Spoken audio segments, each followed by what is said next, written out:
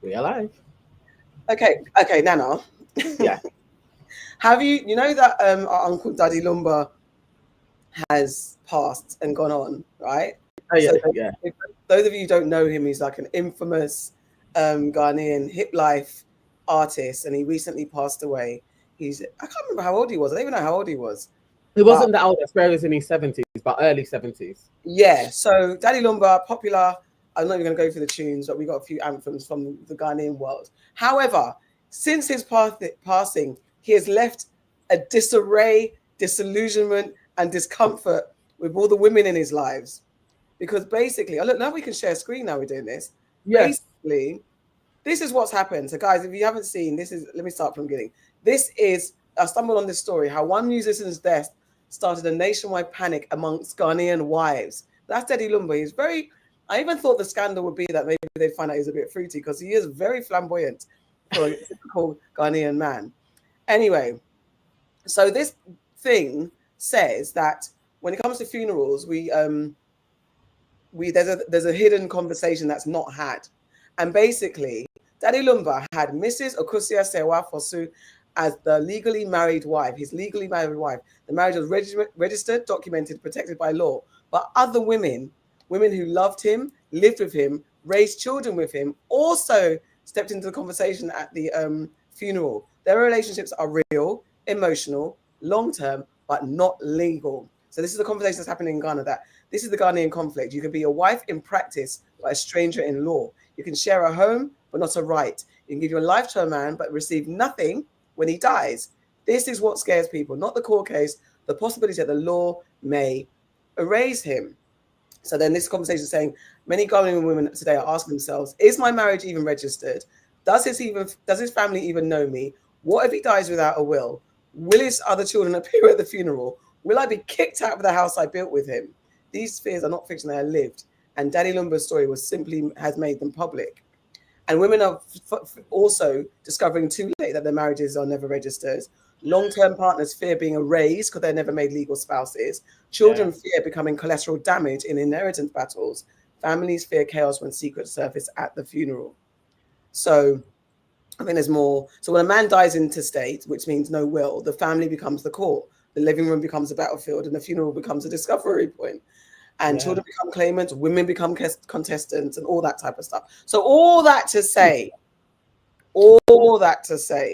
Mm-hmm. what do you think, or what do women do? Well, how I guess I don't know I actually didn't get to the conversation, but I just thought this was scandal. I heard there was scandal. I was like, hey, what's going on here? But then if you ask, like, because even Summer Walker has come out saying she's just happy to be the side chick. She doesn't want to be the main chick. I don't believe her, but at the moment she's settling for being the side chick. But if it goes on forever and you're a forever side chick, and then maybe you have outside children as the side chick, and then you feel like you're building, and because there's also the thing that if someone's career builds or your business evolves and you're there supporting as a side chick, what rights do you have? Should you have rights? What do you think? Well, if there's a wife there already, no, then you should have got to wife status. I think it's just a part of, especially with like, it's not even just Ghanaian culture. It's People not. have mistresses. I think as a mistress, you don't get anything in death. Like you should be collecting your bits while the person is there. It's one of those things. It's like you don't get the life insurance. Like it's just a part of the role. Mm-hmm. So you get what you're gonna get when the person is living. In death, you have to go about your business. And I think if you have children with this person as well, similarly, you need to sort out policies when they're alive for your kid. Like you Mm-hmm. can't then be going to the family or the wife that was the official wife. Well, I was here and now I have his kids and expect a handout. It's not the role that you're occupying. But, It's but what if the wife knew about you? I mean, if you're lucky, maybe she's going to give you something. But generally, when it comes to in death, land and everything else becomes crazy. Like you'll be fighting over siblings sometimes as the wife. Mm-hmm. So, bro, like let alone the mistress, it's long for you. Like you just didn't secure the bag properly. But that is why people should leave a will. and it's hard to even discuss wills with the older generation anyway. But the smart ones have a will so that it mitigates all of that shit. But then how do you feel if you've been their long-suffering side chick? I'm not advocating for side chicks, but I'm just playing the devil's advocate as they do. But I'm just saying you've been a long-suffering and then the will gets read, not a pim goes to you.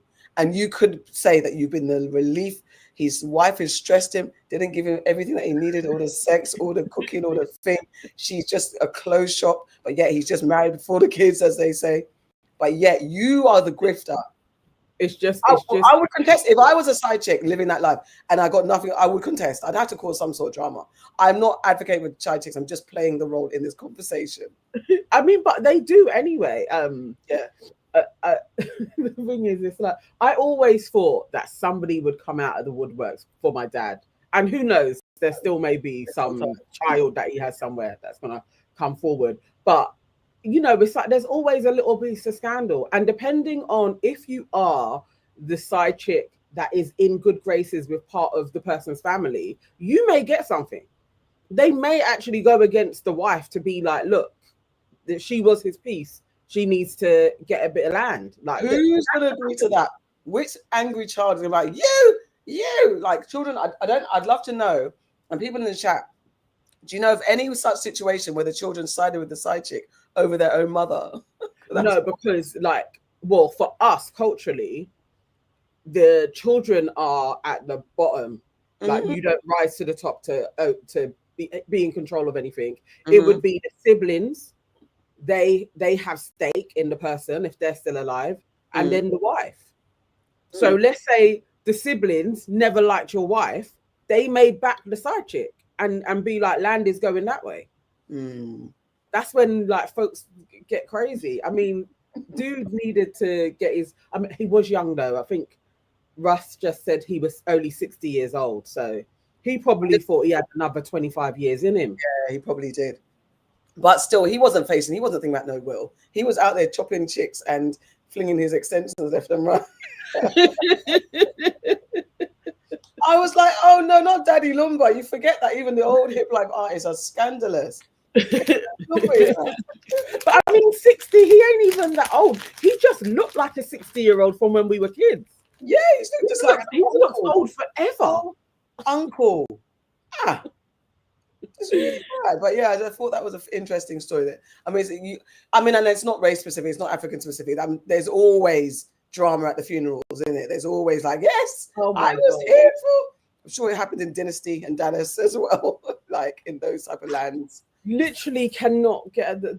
That's why I just have to big up my mum, because it's like there was just no issues with her at all. No funeral drama, nothing. It was all done and dusted and sorted out. My dad now, his family are crazy.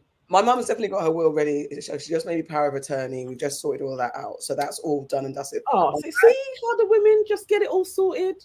My dad, listen, when he had his stroke, that's when life unraveled. And I was like, oh, this man's a messy.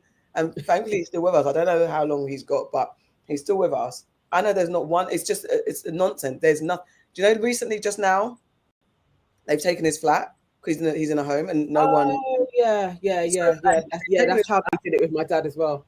So all the the photos that we had, he had photos of me and my brother and my sis even. I'm like, I can't even deal with it. It's probably in some incinerator somewhere. Not one bar of control or sorting out or organization or anything. This guys, get your shit together, man. Please, man. It's even me, because I actually haven't. It's hard on the kids that you leave behind. Yeah, I haven't. Luckily, my daughter, she's got no one to fight but me, but my ghost. So she gets everything by default. So she's an only child, but also just even prepping for the funeral, all that stuff. Yeah, just get it all sorted. Yeah, man. Okay. Welcome to Your Aunties Could Never online. Hi, I'm Auntie aka Kizzle, aka the auntie of all the aunties in the land, and I'm here with. I am Nana, aka the Black Fairy, aka Dark and Lovely, and we're an auntie down Farah's under it at work, and she's just fighting fires and doing a big thing because she's a big thing. She's a big bad boss, and she got shit to do, so we couldn't make it. So we didn't go to the studio today. We were en route to the studio, then we're like, do you know what? Let's do a live. Let's come home and do a live. And so we thought we'd do it this way for you guys. It will be easier. This is our main show, but we're doing it online. So I don't know. I don't have much to say on the intros. The disclaimer is still the same. We're just experts. We're just aunties. We're sharing our thoughts and opinions. Please do your own research, like we say on News and Nonsense. Who's in the chat? Who's joined us today? I know. It's like back in the old days. Yeah. When we were in our little boxes. Okay, I'm going back to the beginning. Okay. Yes, Sora came in first. Hello, Sora. We have Stephen in the house. We have Shy Black Girl in the house as well. Cher is with us. Eiley is with us, saying big up for 12K. Thank you so much. And Slice of Dizzle is with us as well. Let me scroll, see who else is coming in as we started. And if you are watching, please come in and say hello. For Evan Sakers in the house as well. Mr. Hubby. We have Janelle in the house. Waving Cat Designs is in the house as well. Hello. El Cid is with us today. Hi. Myth is in the house. Big Cadbury.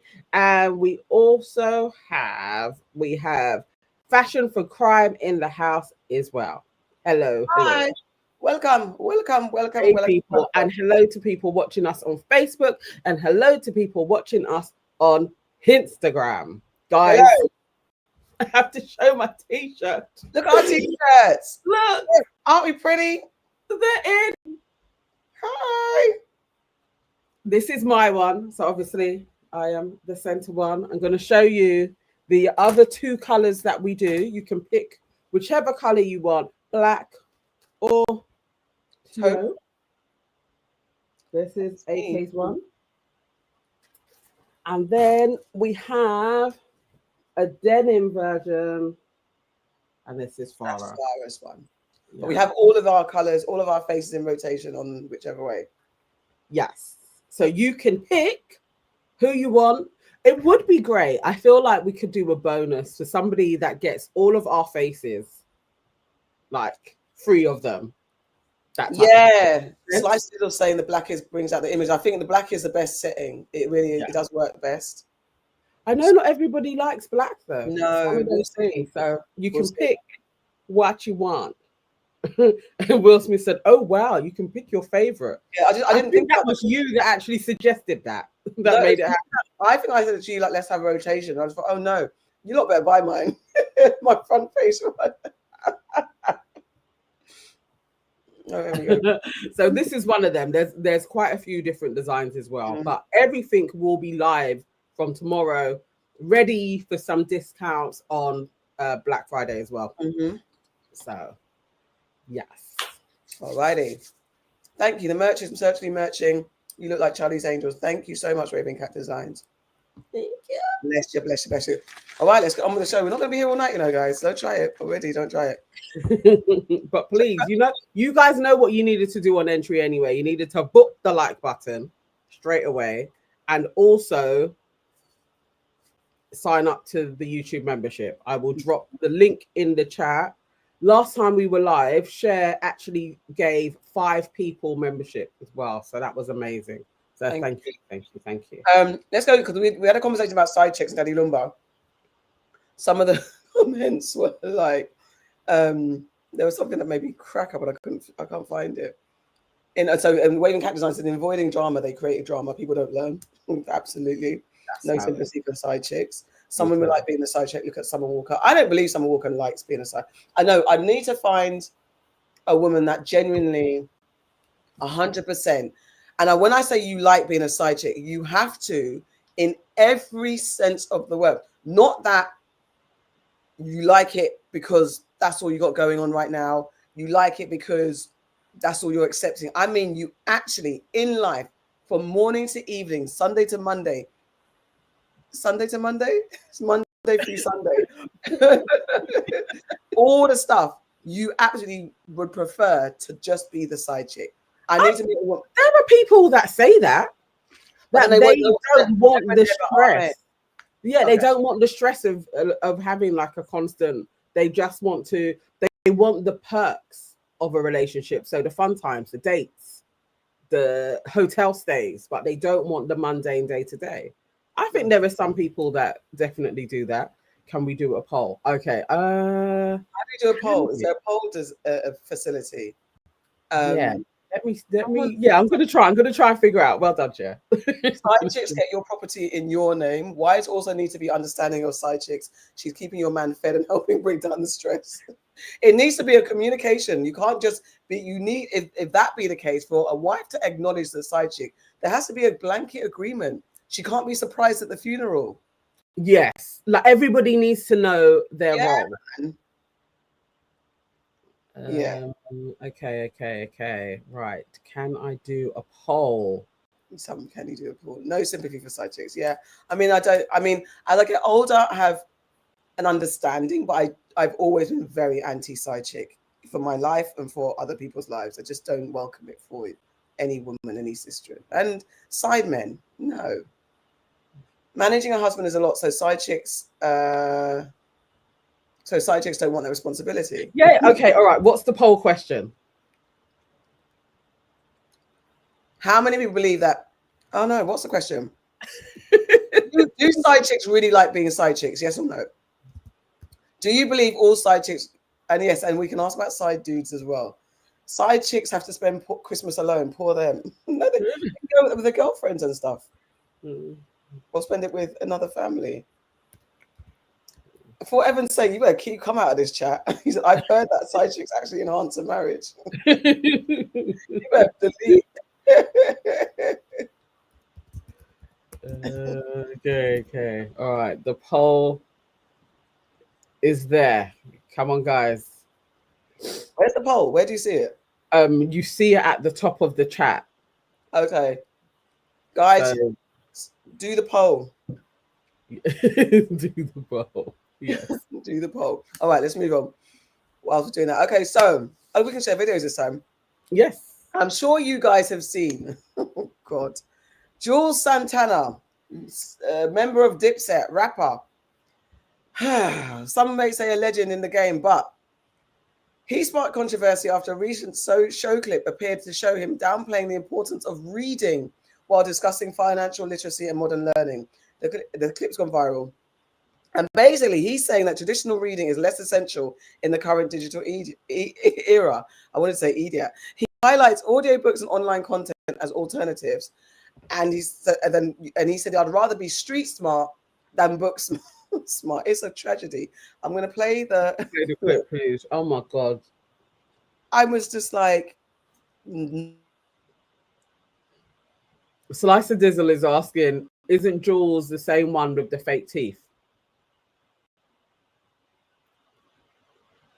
I don't know for real. I don't know if he's got grills. You mean as in what? No, gee whiz. What am I talking about? Dame Dash is one that has his teeth falling out. Is that what you're talking about? Oh. To his dance. No, he says no, he has dentures. Does he? I mean, they all have. Well, let's see when we're watching it. Maybe. No, but because they've all got the kind of the new kind of way of doing things. So I wouldn't be surprised. But I didn't know that was like a known feature of him. Anyway, this is what he said. You should though. We gotta start teaching our kids though, just financial wealth and literacy and all that shit early, because by the time they get to 9th grade, they should be just learning how to start businesses and how to. But they don't really need to know how to read. Wait, stop. I ain't gonna say that.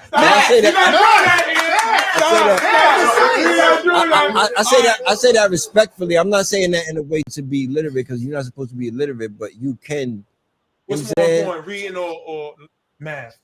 Math. Told you. Math. I think you could you can listen to a book on YouTube. You can still obtain the information. You don't have to know how to read. I'm reading and understanding. I believe common sense is better than everything. I'm a common sense nigga. I'd rather have 0 book smarts and common sense, be able to read the room, be able to read life, be able to read people. I try to understand people, you know what I'm saying? Like, nowadays you can listen to a book. I just listen to the 48 Laws of Power. Not to You gotta could read listen. your contract, Els. You don't have to You can listen to that too. They got apps you could put it in and it'll read it to you. Are you crazy? No, but seriously though, Guys, help me. This is a big enemy. Wow. An enemy of educational progress. I hate this shit because you see, even still though, in the comments, people are like, I hear what he's saying. We are really applauding big men knocking on 50's door, talking about you really don't have to read anymore. You don't have to read anymore. There's apps for that. He will get chipped. It's like, come on now. Reading isn't just for like book smarts, or you can still have common sense. You can still be street smart, but a basic skill that everybody who has the brains and the wherewithal should be able to read. You shouldn't have a father talking about my kids don't need to read. What? A father. And I understand what you're saying about common sense, and I'd rather street smart is necessary. Common sense is necessary, but it is all enhanced by reading a motherfucking book. Like, you cannot not read, and you cannot get an app to read a contract. Read a contract. Also, you said you can listen to it. You can get apps that will read the contract to you. That's the typical, stereotypical. I listen to the 48 Laws of Power. You need to read A New Earth. You need to read Bolu's Love in Color. You need to read Children of Anguish. And there's so many books you need to read, like just to enhance your mind and enhance your common sense and enhance your street smarts and all the stuff. You can listen to books like this is wild. I don't understand. It's bad. Austin Powers says Jules Santana is drunk, high, talking shit on a podcast. Yes, but it's dangerous. Dangerous mouths, loose lips sink ships, loose brain ships. Stop it, man. It's getting out of hand. Because actually, there's actually a lot of conversation about social media rot and how it's rotting your brain. Let me see. I found a video. I don't know how long it is. I'm just taking a wild stab, so bear with me. But I literally saw the way that it breaks. And I saw an article where a guy was like, a year without his phone, how much things were in touch. He reconnected with things. His attention span, his common sense, not even common sense. Something. I wish I could find it. If I can find it. Let me get to this guy. Is it like a white dude?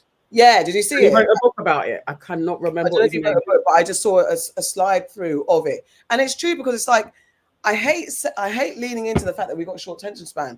But I used to read, and I try not to scroll as much, and I try to be cognizant. When I know that I'm starting to do that too much, I stop. And I know it's not just about social media, because this is what's taken away from the art of reading. School kids can't read anymore. Teachers are crying now that school kids are not reading and they can't even concentrate or take in long form. So that everything's just online and a computer. And I understand the move to the digital age, but why would you remove this analog way of being? I don't know why you would remove it. I don't get it. To sell things. It's purely for money. It's like, if you have people's attention and their eyes, you can sell them ads, and so everything is fast paced. It is alarming for children who haven't had media that actually built a story that wasn't like really quick pace, so that your eyes are darting around the place, because obviously that does affect your attention. Yeah. So that is a problem. That is an issue, definitely. And then to have other people like Jules think actually that like you don't need to be able to read, you can just get through life with being spoken to, like the apps will fill in that gap, is crazy. Like Elsid said, what about driving? What about signs? Road signs, like just being able to navigate things, being able to read a packet of food. Ingredients. Like this, we read so many things all the time. It's actually just a wild thing to say. It's beyond wild. But there is something in it. I mean, remember, it wasn't too long ago everybody was talking about that kind of anti-intellectualism. Like, there are some people that are like, no, being street smart means way more. And it's like, what are you talking? You can have both, It doesn't have to be one or the other. You can have both. Let's not do that. Let's not shit on a book, please. I beg. So this guy, like I said, he said 1 year without social media cured my brain rot. This, I mean, it's a bit of a tangent because we're not just talking about social media, but this is all part of it. This is the reason why people are telling us no books. Okay. All right. I accidentally took the whole year off from social media. I say accidentally because I didn't plan it. It just sort of happened naturally. I didn't make some dramatic exit post or challenge myself to hit some digital detox milestone. I just started checking in less and less. And then one day I realized I feel so much better. I didn't even know how much time and mental energy I'd been wasting. Well, I definitely had my suspicions. I just didn't want to admit it. But suddenly I was doing things that I thought I didn't have time for. I was more tuned in to my spirituality, to my relationship. I was more present. And honestly, I didn't miss it. But then I started wondering, why did I feel so much better without social media? Was it just because of the extra time, or was there something else happening? And that's when I discovered a term that would explain everything. Brain rot. Oh, John. I'll be honest, I didn't even know brain rot was an actual term until Oxford announced it as the word of the year in 2024. I mean, I vaguely remember when I was a kid, my dad telling me that too much TV and video games would rot my brain, but I thought that was just him. Brain rot is the idea that over-consuming trivial and unchallenging media weakens our brains, shortens our attention spans, and causes us to think less critically, and frankly, less often. Brain rot can also be used to describe the type of content that will lead to this degradation of our intellectual faculties.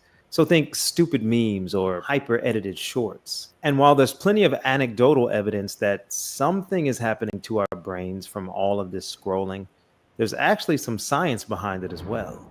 One study found that excessive screen time has been associated with thinning of the cerebral cortex. Oh. That's the brain's outer layer responsible for critical cognitive functions such as decision making and problem solving. Oh. So maybe from taking some time off from social media, I was able to cure some developing brain rot. Oh.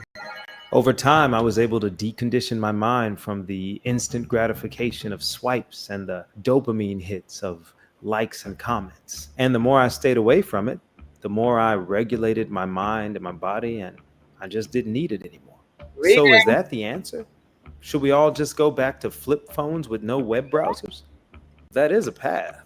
But what I realized is the problem isn't just social media. Sure, it's designed like a slot machine that plays with our brain's reward system, and we shouldn't take that lightly. But the biggest issue is that most of the time we're using social media without intention. We're letting algorithms, not values, determine what we see. Okay, all right. Yeah, you know where it's going with all of this. Okay, lovely.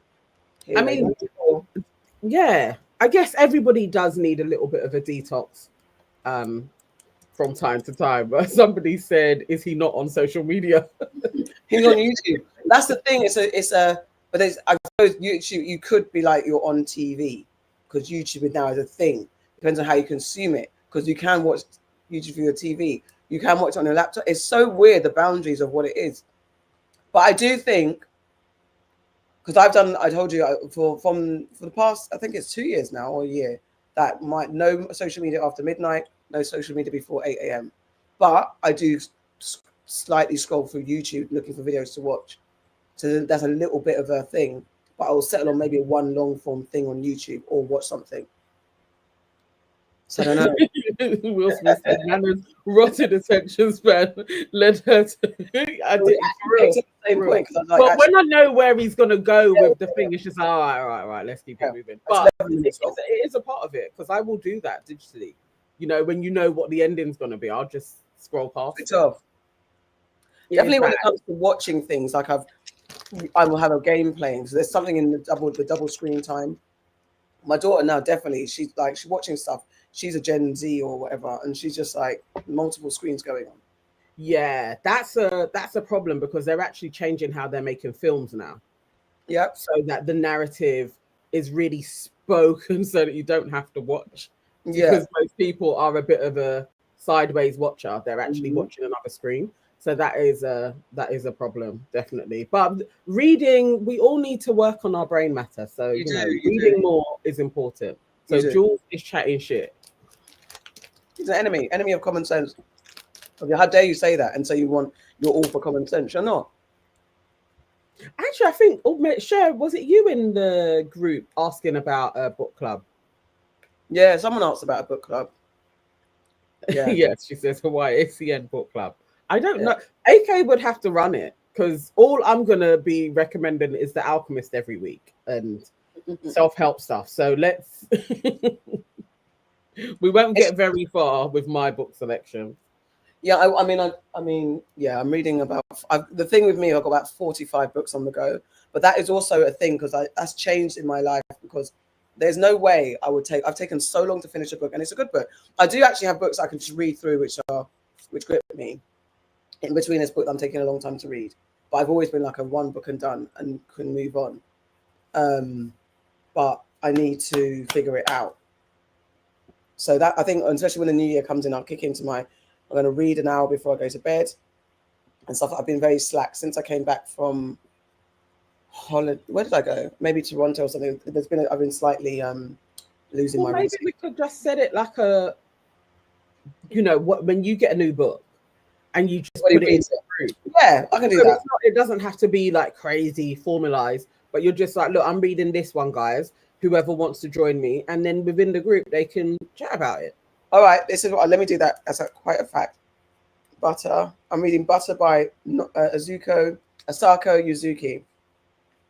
It's a Japanese novel. That's what I'm reading at the moment. I'm trying to find a link so you lot can see it. Not a review. What is it about? It's like a loose synopsis. Let me read the synopsis before I get it wrong. And okay. So this is about a gourmet cook. Hold on 1 second. Let me reject all cookies. And I can share a screen and you lot can see for yourself what it looks like. This book has been tempting me by its cover for so long. It's quite interesting. I quite like it, but it's taken a long time to read it. So this is the book, Butter by Asako Yuzuki. This is what I'm reading right now. Gourmet cook Manoko Kaji sits in a Tokyo detention center convicted of the serial murders of lonely businessmen, who she is said to have seduced with her delicious home cooking. The case has captured the nation's imagination, but Kaji refuses to speak with the press. That is until journalist Rika Mashida writes a letter asking for her recipe for beef stew, and Kaji can't resist writing back. Rika, the only woman in her news office, works late each night, rarely cooking for more than ramen. As the visits unfold between her and the steely Kaji, they are closer to a masterclass in food than journalistic research. Rika hopes this gastronomic exchange will help her soften Kaji, but it seems that she might be the one changing. With each meal she eats, something is awakening in her body. Might she and Kaji have more in common than she once thought? Inspired by the real case of the convicted con woman and serial killer, the Konkatsu killer, Butter is a vivid, gripping exploration of misogyny, obsession, and the transgressive pleasures of food in Japan. I don't know why I find that so hard to read, but yes, it's really good. Is it good? Yeah, I'm enjoying it. I'm just taking a long. Will you, Chieflet? I'm reading Japanese side chick fiction. No, but yeah, it's good. It's actually good. So that's what I'm reading. So if you want to get on board, get it, and let's chat about it. I'm about 3/4 of the way through, though. A lot is going on in that book. Okay. All right. Then we move on to the next story. Pharrell. Are you gonna do that? Pharrell, yeah, it's thoroughly in the bin. You know what? So Pharrell is out here catching strays from everybody, all straight shooters, because he was in front of an audience of Black Ambition Demo Day, and he said that he hates politics and he refuses to take sides. And he was arguing that political alignment only creates division. And then he also went on to say further that Black creatives, they don't need to focus on being Black. They just focus on being the best. Like, we don't need DEI out here, because if you're the best, you're going to get through from his privileged standpoint. I'm going to play the video of Pharrell chatting shit to a bunch of young people who will probably listen to him. But I've been disgusted with Pharrell from when he was up in the Vatican at Rome doing that whole global peace shit as well. It's like Pharrell has turned into a proper idiot. I didn't see it coming though. I'm thoroughly disappointed. While I get this video up, what do you think of Pharrell? Yeah, I'm just one. I tried to hang. I can't speak today. What's going on?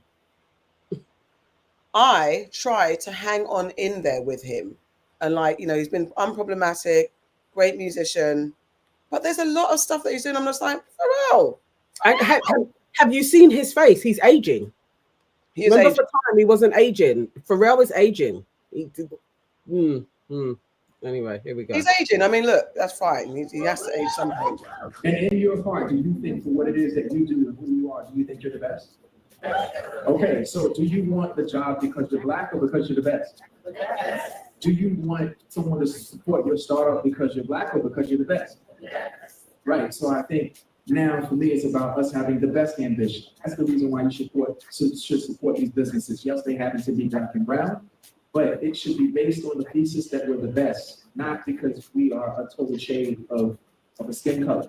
So Pharrell, the super producer, who's accomplished all sorts of things, won all sorts. Does she have the other part? To be fair, I just quickly, because we don't normally do this, I just put that link as a reference. I hate politics. Like, despise them. It's a magic trick that it's not real. I don't believe in either side. So I think when you pick a side, you are only, you are inadvertently supporting division. Yeah, it's not a popular point of view, but I just gotta say, like, think about it. The wells are drying up, and then, okay, now the diversity's off the table, now equity's off the table, now inclusion's off the table. So that makes me ask myself, okay, so how do we survive? Well, are there Black people here tonight? Yeah. And in your heart, do you think for what it is that you do and who you are, do you think you're the best? This dude is the worst. That is basically all he had to offer in a nutshell. I hate this sentiment that I guess I feel like it's like rich Black people get. I know rich people get it in its entirety anyway, but that we're gonna listen to you. Like, but he can afford to not be political. He can do that. Other people have to, and it's not even like I understand that whole thing of the two sides. I too think it's futile, but you have to fight some way. He isn't offering another alternative to fighting. He's not being radical. He's not saying we should be changing the system. He is literally in a place where he can be like, yeah, I don't really participate in that shit. I'm just about peace and love and, use your creativity. That's a whole load of bullshit. And then you're like promoting the highest fashion items with street culture. And though I'm not totally anti it, I had a big conversation with a friend who was so angry that he was brought into to Louis Vuitton, because like, what qualifications does he have? And to be fair, I was defending him even then. Like, look, he's always had an eye on fashion. He's had the Billionaire Boys. It's a BBC. Yeah, he's got Billionaire Boys Club. It's BBC. Yeah, that's his label, isn't it? Yeah. So he's been in fashion ever since. He's been in fashion for a long time. So it's like, I thought, okay, fine, it's a nice transition. But you are bringing the culture to a high level, to a high fashion brand that lots of the people that from your community cannot afford, or they're doing madness to afford them. So all of that. And I'm not saying that because you're Black, you can't get into high-end fashion. I'm not saying that. But just generally, what this kind of head in the clouds, I don't like to be political, and the two sides, it's not a lie. The two sides are two sides of the same coin. We understand that politically, but you can't then just be apolitical and expect people without, as you said, having a kind of, this is how you be apolitical, but still make a difference. You can't just say, well, that's it, and DEI doesn't mean anything, and do you want to be the best? That's also a false statement, because everyone wants to be picked on merit. But unfortunately, when you get into certain industries, there is an absolute, actionable, visible, systematic enabling and enforcing of keeping people who are not white men out. Yes. And as you're talking to Black people and forgetting that, as the stats say, whether or not these stats are true, it's white women who are affected by DEI the most anyway. Then it comes into everybody else. So let's not forget that Black people are the poster of DEI. I don't say that. No one wants to be just picked on just because they're Black. We want to be picked on merit. But unfortunately, DEI, we need DEI constructs to help push aside and dismantle white supremacy that keeps us out of the building. If you want to be in those buildings, unless you're going to bring everybody into your building. How about that? Well, because he also, where he was like, you don't need to be just out here supporting people because they're Black or brown. It should be the best.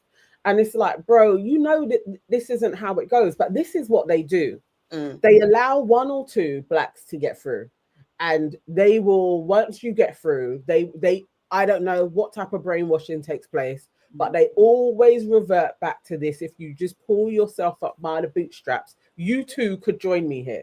And you know that ain't true. It's not true. Because it is fair. Like, for people that have studied fashion, that have worked under various people, they will never get that job. And they probably are way more technically sound, like know way more, but he's gonna get it because of the star power that is Pharrell. Like, so don't try and go on like I am the best designer, because you know that you're not. You know that people, you have your ideas, and it's usually being executed by somebody that is more technically sound, but they will never get that job. They will never get that role. So let's not do that. He himself it pisses me off.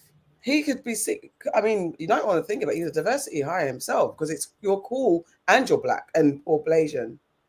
You're cool. You're a cool thing. So yeah, and not like I said, you've had history with your fashion brand and you have been fashion aligned, but someone that studied the years of what it takes to be a fashion brand and how to keep a bit. I don't know. You've definitely got a DEI role there. It is what it is. Even if you're great at what you do, you're still a DEI hire. It is what it is. Basically, like in lots of different ways, you would be slotted in there for the growth of the company. Like, not necessarily because you are the best designer. You may be a good designer, but also it is the star power that comes along with you. Those are 2 different things. There definitely could be somebody there that is technically excellent. They won't get that. They're not going to get a look in because they are not got the star power. Pharrell. And that's the truth of it. This is the thing though, Mark. I totally understand the whole thing of he's saying be excellent, but we know when it comes to DEI anyway, when you are able to get in, especially in a white boys club, you are generally 10 times better than them. So it's like, being excellent, cool, but you already have to be better even to just get they make it out like people are out here just getting jobs just because they're black. Yeah. And that is not true. You may have got the job because you're black, but you were also 10 times better than everybody else. And then they had to hire you. But if they could not hire you, or they could discount you, even though you're the best applicant, they will say you're not going to fit in with our culture, which is basically saying we don't want a black in here. We don't want a woman in here. And also, if they do hire you, because some of them do hire you because you're black without doing any due diligence, then they set you up to fail. So then where they gaslight you, like, I think, excuse me, I always say that when it comes to creatives in the UK, when from the perspective of British Blacklist, when you have someone that blows, let's say someone blows up on YouTube, does something creative, amazing, it does really well, then they, whoa, that's that shiny black thing, let me get it. Throw you into the mainstream or into the industry that you're not ready for. Yes. And then they look at you and watch you crash and burn because you're gassed. And it's not like, yes, you should do due diligence and be like, okay, let me train. But there's no time because you're on this fast track now. Everyone's talking about it. Everyone's saying you're brilliant. You're like, okay, I can do this. I've done it here.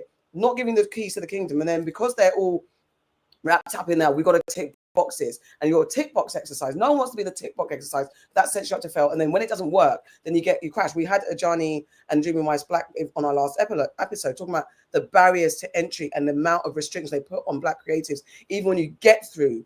So when you're trying to be excellent, the way they're trying to shut you down. So all it is, we had the conversation on our socials about when ZZ said, I just want to be mediocre. I don't agree with the word being mediocre. I don't think anyone should aspire just to be basic, but I understand what that phrase means when people say it. It's actually, I don't want to raise my child to say you have to be 10 times better than a white person to make it. That's pressure. That's undue pressure. It's unfair pressure and it's racist pressure. What I want to say is like, do the best, be the best for you. Be the best person for you, for your peers, in the field that you're going in. If you're going in to be a nurse, you're going in to be a doctor, you're going in to be an artist, a filmmaker. Be the best of your game so that you can get ahead. Not because you've got to compete with a white person, even though we know the reality. That pressure is what I don't like. That's what's stressful about. It is stressful. It's not fair. And it's a burden on our nervous systems. And they know this. It burns you out quicker. when you have this thing of, I have to be the best in here, because, and I understand even the rhetoric of like to be excellent, but then you'll find there are lots of people around you that are not. But there is an extra burden on being the black in the room. Like you always have to prove why you were there when your boss could be an absolute mediocre white man who just got in there because his uncle knows whoever was there before him. Like that type of shit. And nobody is questioning why Tarquin is the head here. But then you in your role, you have to constantly be like, I'm not just a DEI hire, taking on jobs, and they'll add more work to your pile as well. It's absolutely rigged. And Pharrell knows this. So I hate that he's speaking in front of young people, chatting shit. Because you know too much about the world. You know how this works. To be there being like, just try and be excellent. Just be excellent out here. Shut up. Yeah, that part. Don't just do plasters over wounds for people, black, because we're speaking to a black and brown audience. Don't chat shit. And maybe Pharrell's accent has been different because he was always alternative. You watch his Lego movie about his life. He was always on the fringes. He was always an alternative. And he's also a musical genius. He is a little bit of a musical genius. So he's got his own stuff, his own different mechanisms. So he also has to recognize that your ascension in the space, you have a special something. And not everybody has a special something. Some people, the system is rigged to the fact that you've got the worker bees, you've got the next bees, and then the people at the top. Not necessarily saying that system is the best system, but that's how it is. So not everyone. Also, tell everyone you can be a boss, you can run your own thing. It doesn't work. And that's like Dame Dash talking like if you're working for someone, you're a bitch, you're a punk, you're nothing.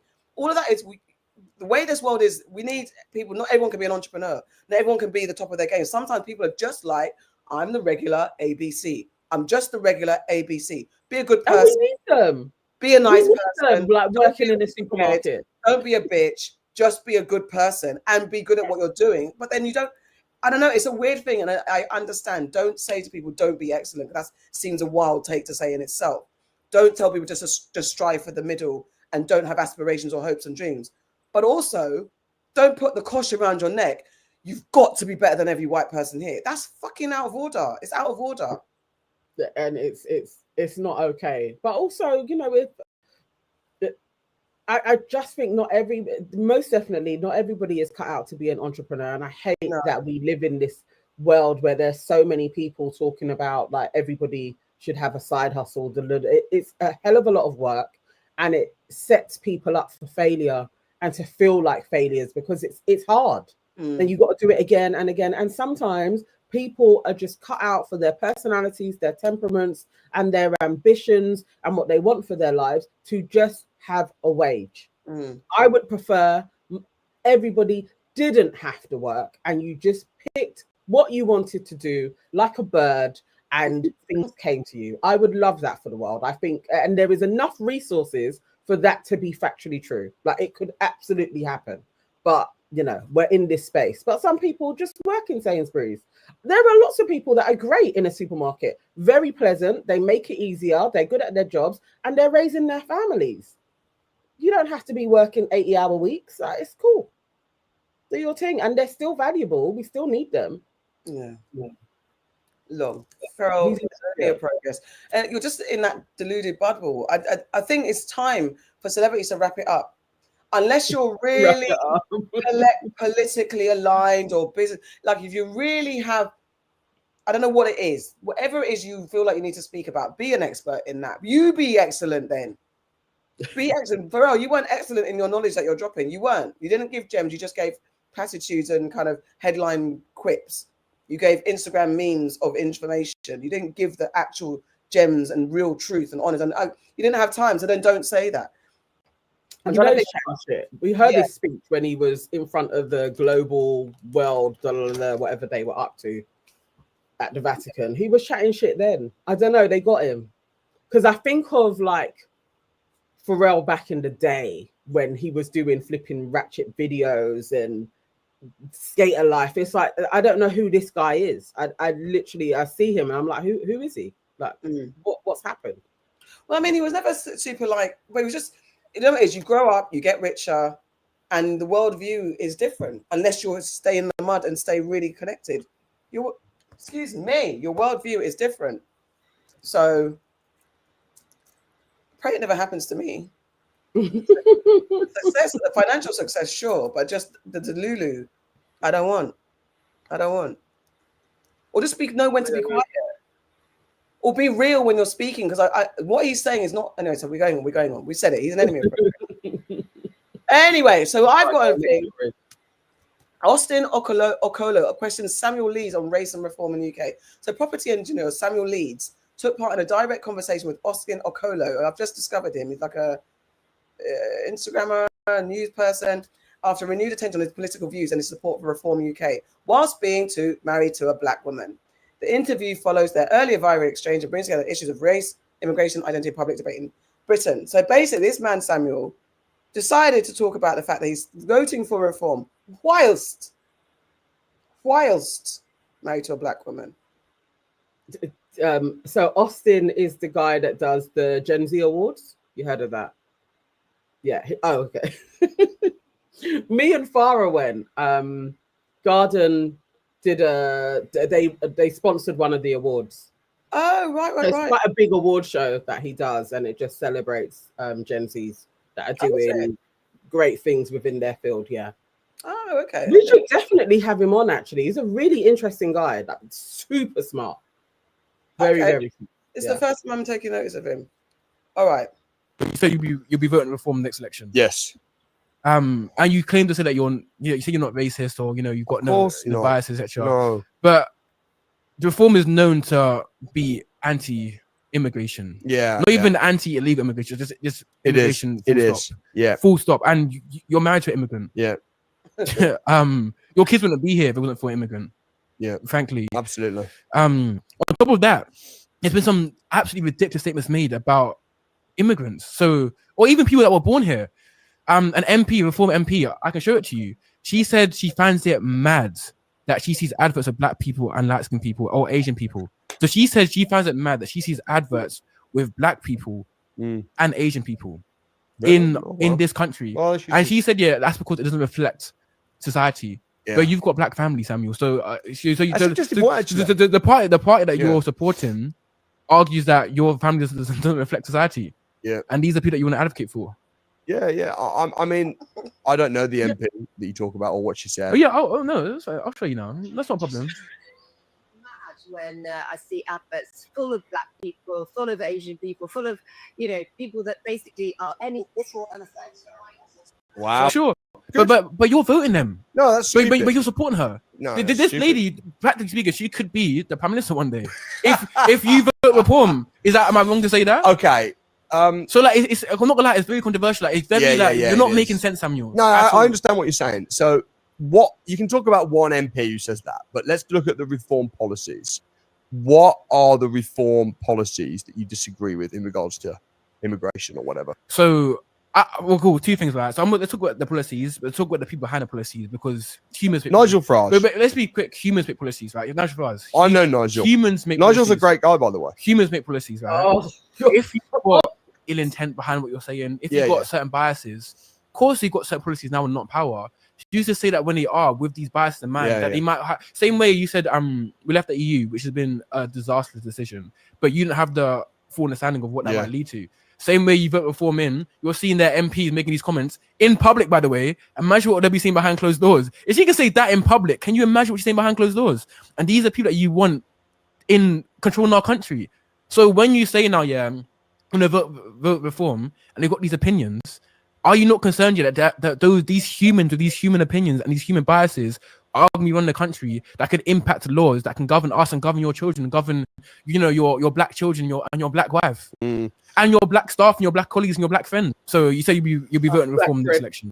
There's a long video with. I wanted to get his response. As you find out, let me see if I can get his response. But there's a video of it.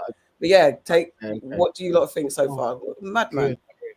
He is as Will Smith said, though, like, a black woman did pick him, and so it's kind of I don't know.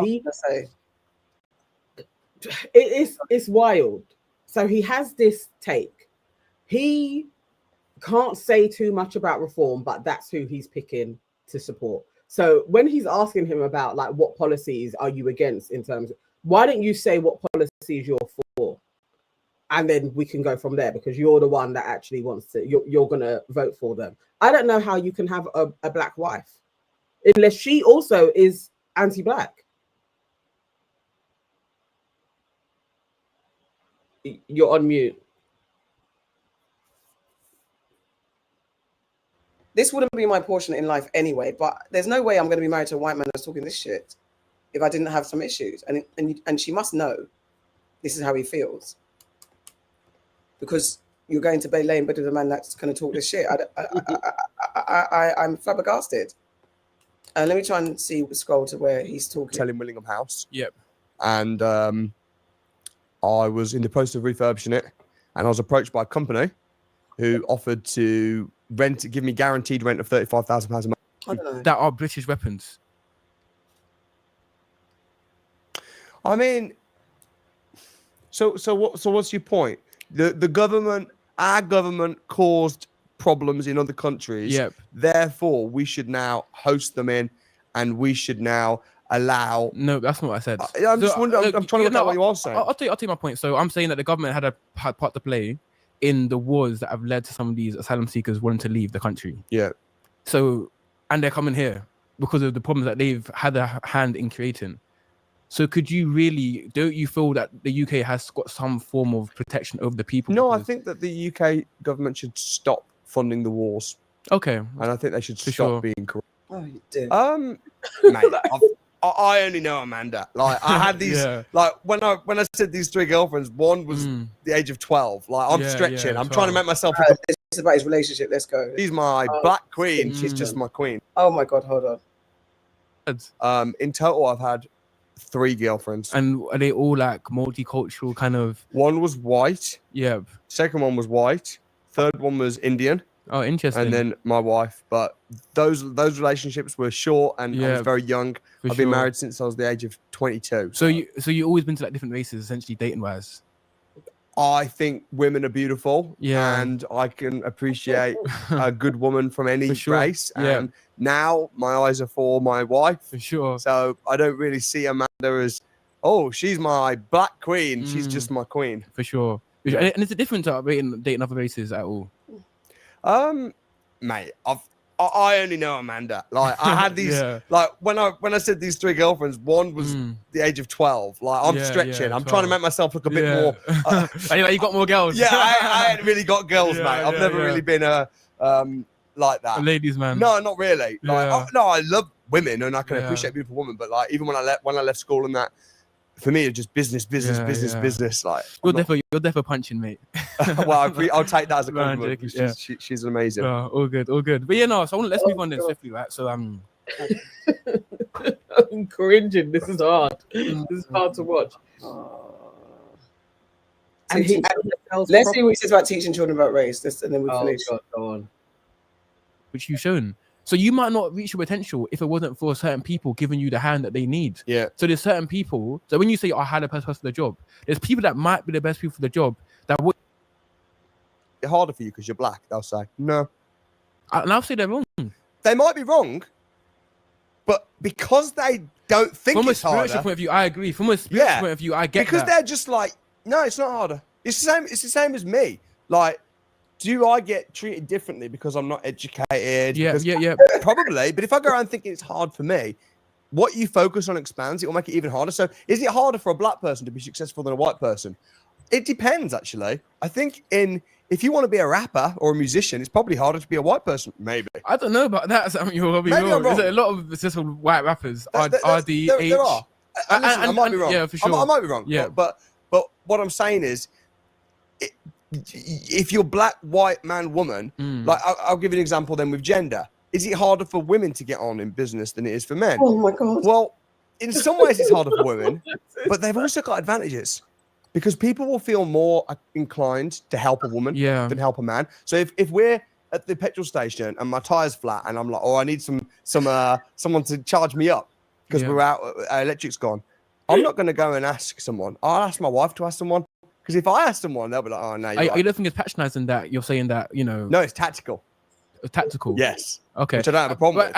And I would argue it's tactical to know, that as a black person, as a woman, you got certain barriers in your place, and you would do things to. But rather than looking at the barriers, it makes sense to flip the cards. It makes sense to say, look, I'm black, I'm a woman, I'm this.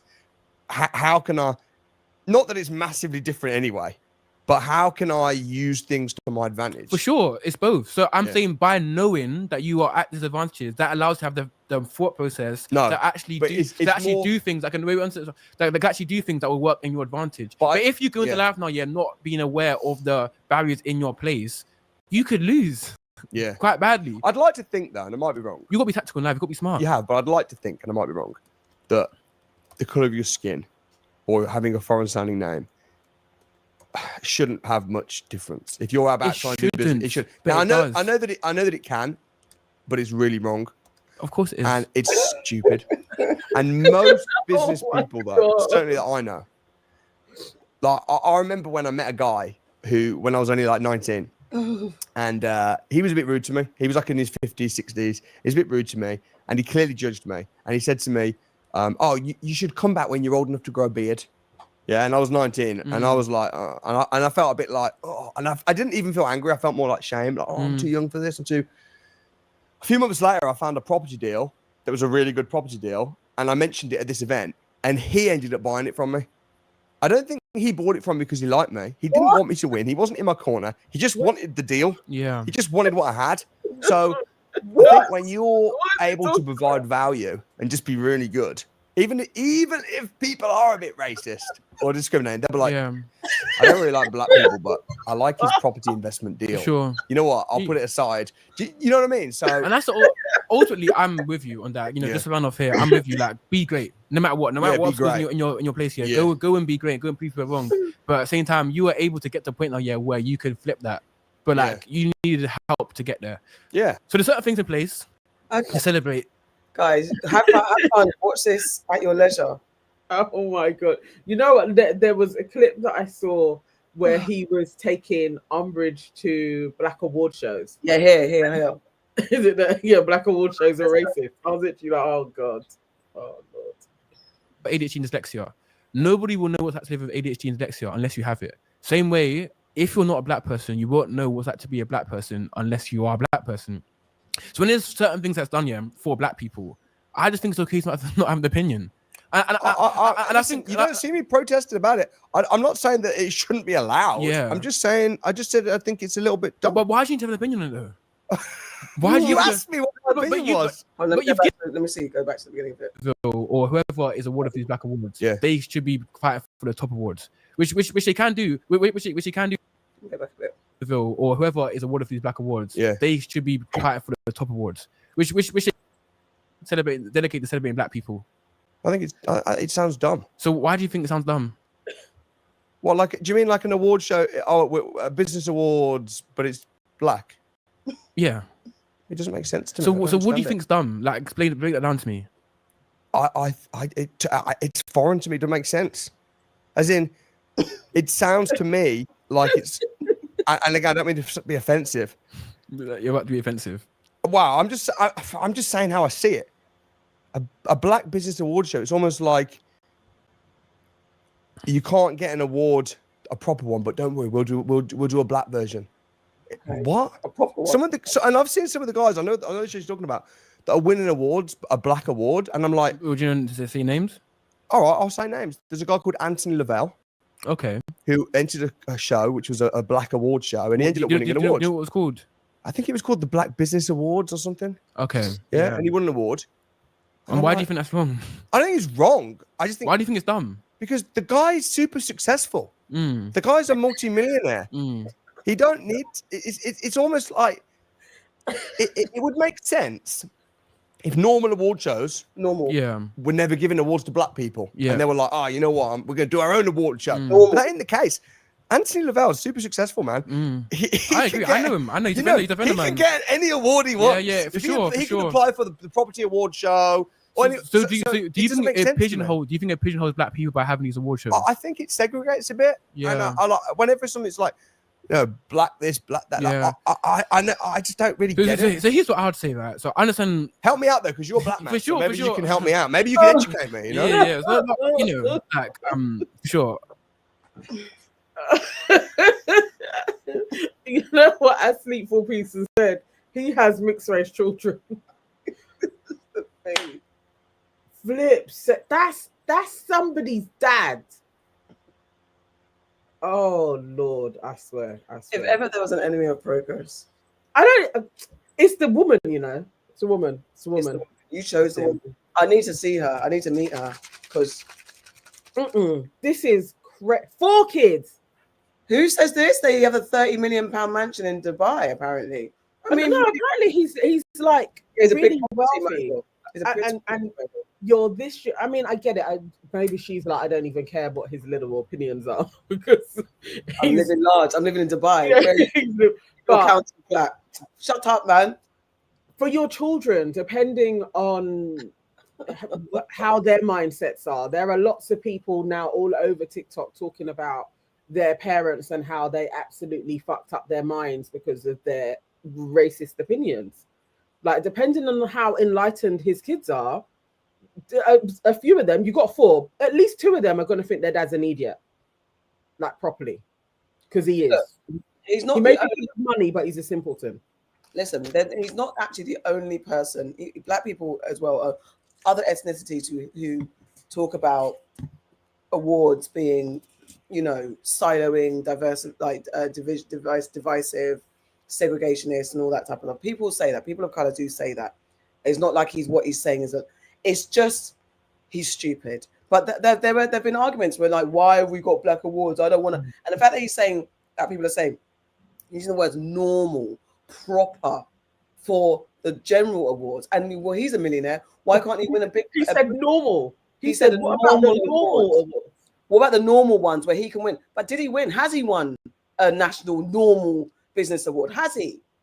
And you know, you can have all the arguments. Award. Some people don't even think awards should exist. You shouldn't be all of that stuff. But the fact of the matter is, in this world where how many best black actresses have won an Oscar?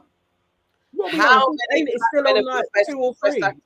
How many black people have won best director at the Oscars? How many black people have won at the at BAFTAs in the lead role? Not supporting, not New Discovery. Not those. How many? We talk about it. Just those big major awards alone. So there's a reason when, you know, there's black people doing excellent work and they're not getting recognized, because first, the lay of the land is so vast, and also there's racism and bias. I'm part of a couple of award juries, and we have to take unconscious bias training, which is when DI kicked in.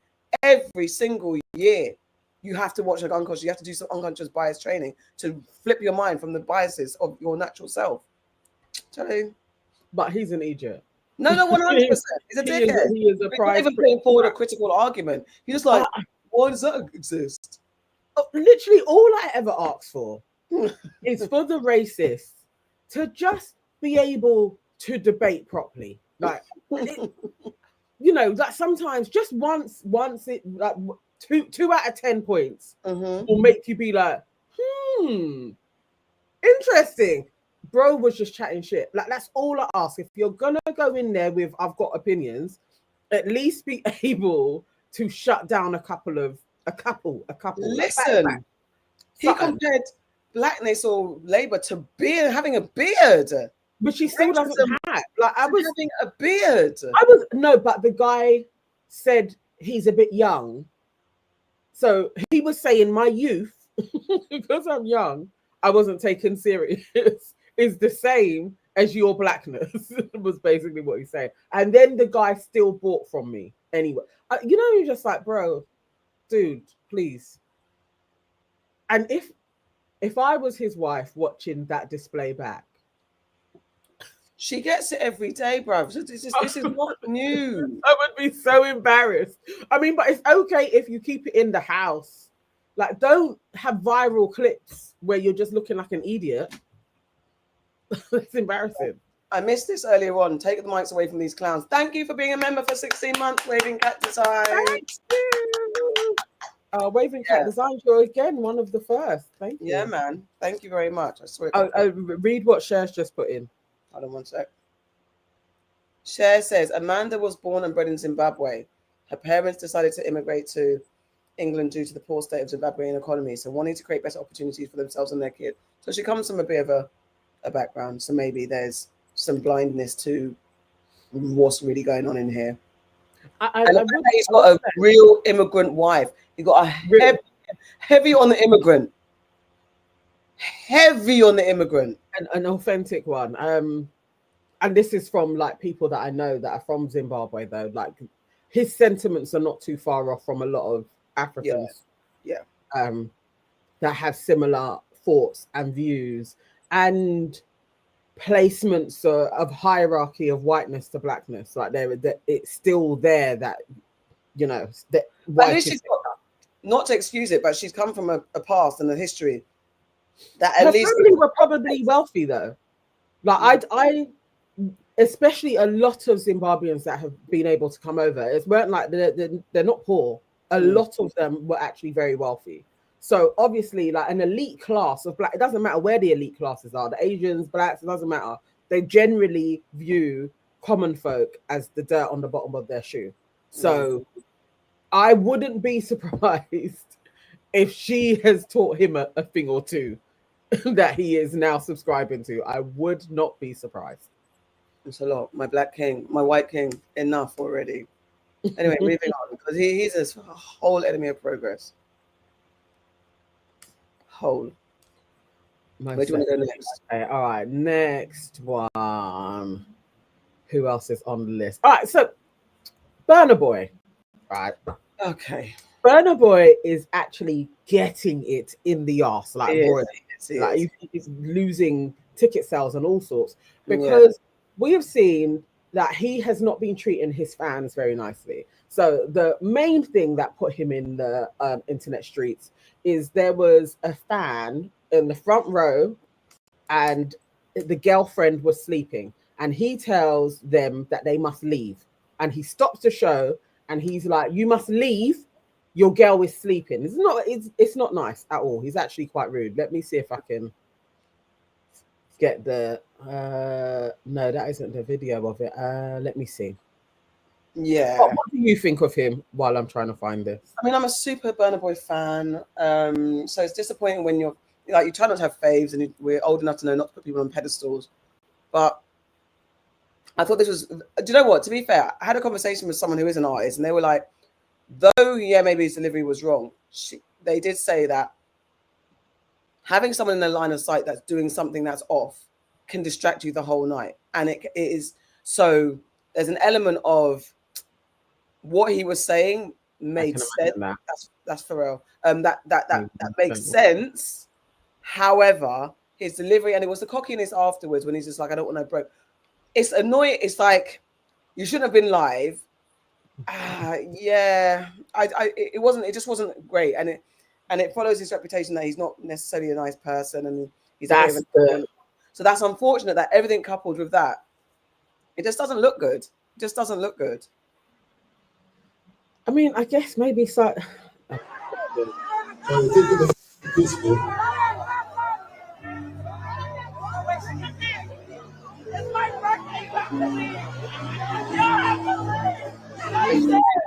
Until they come out.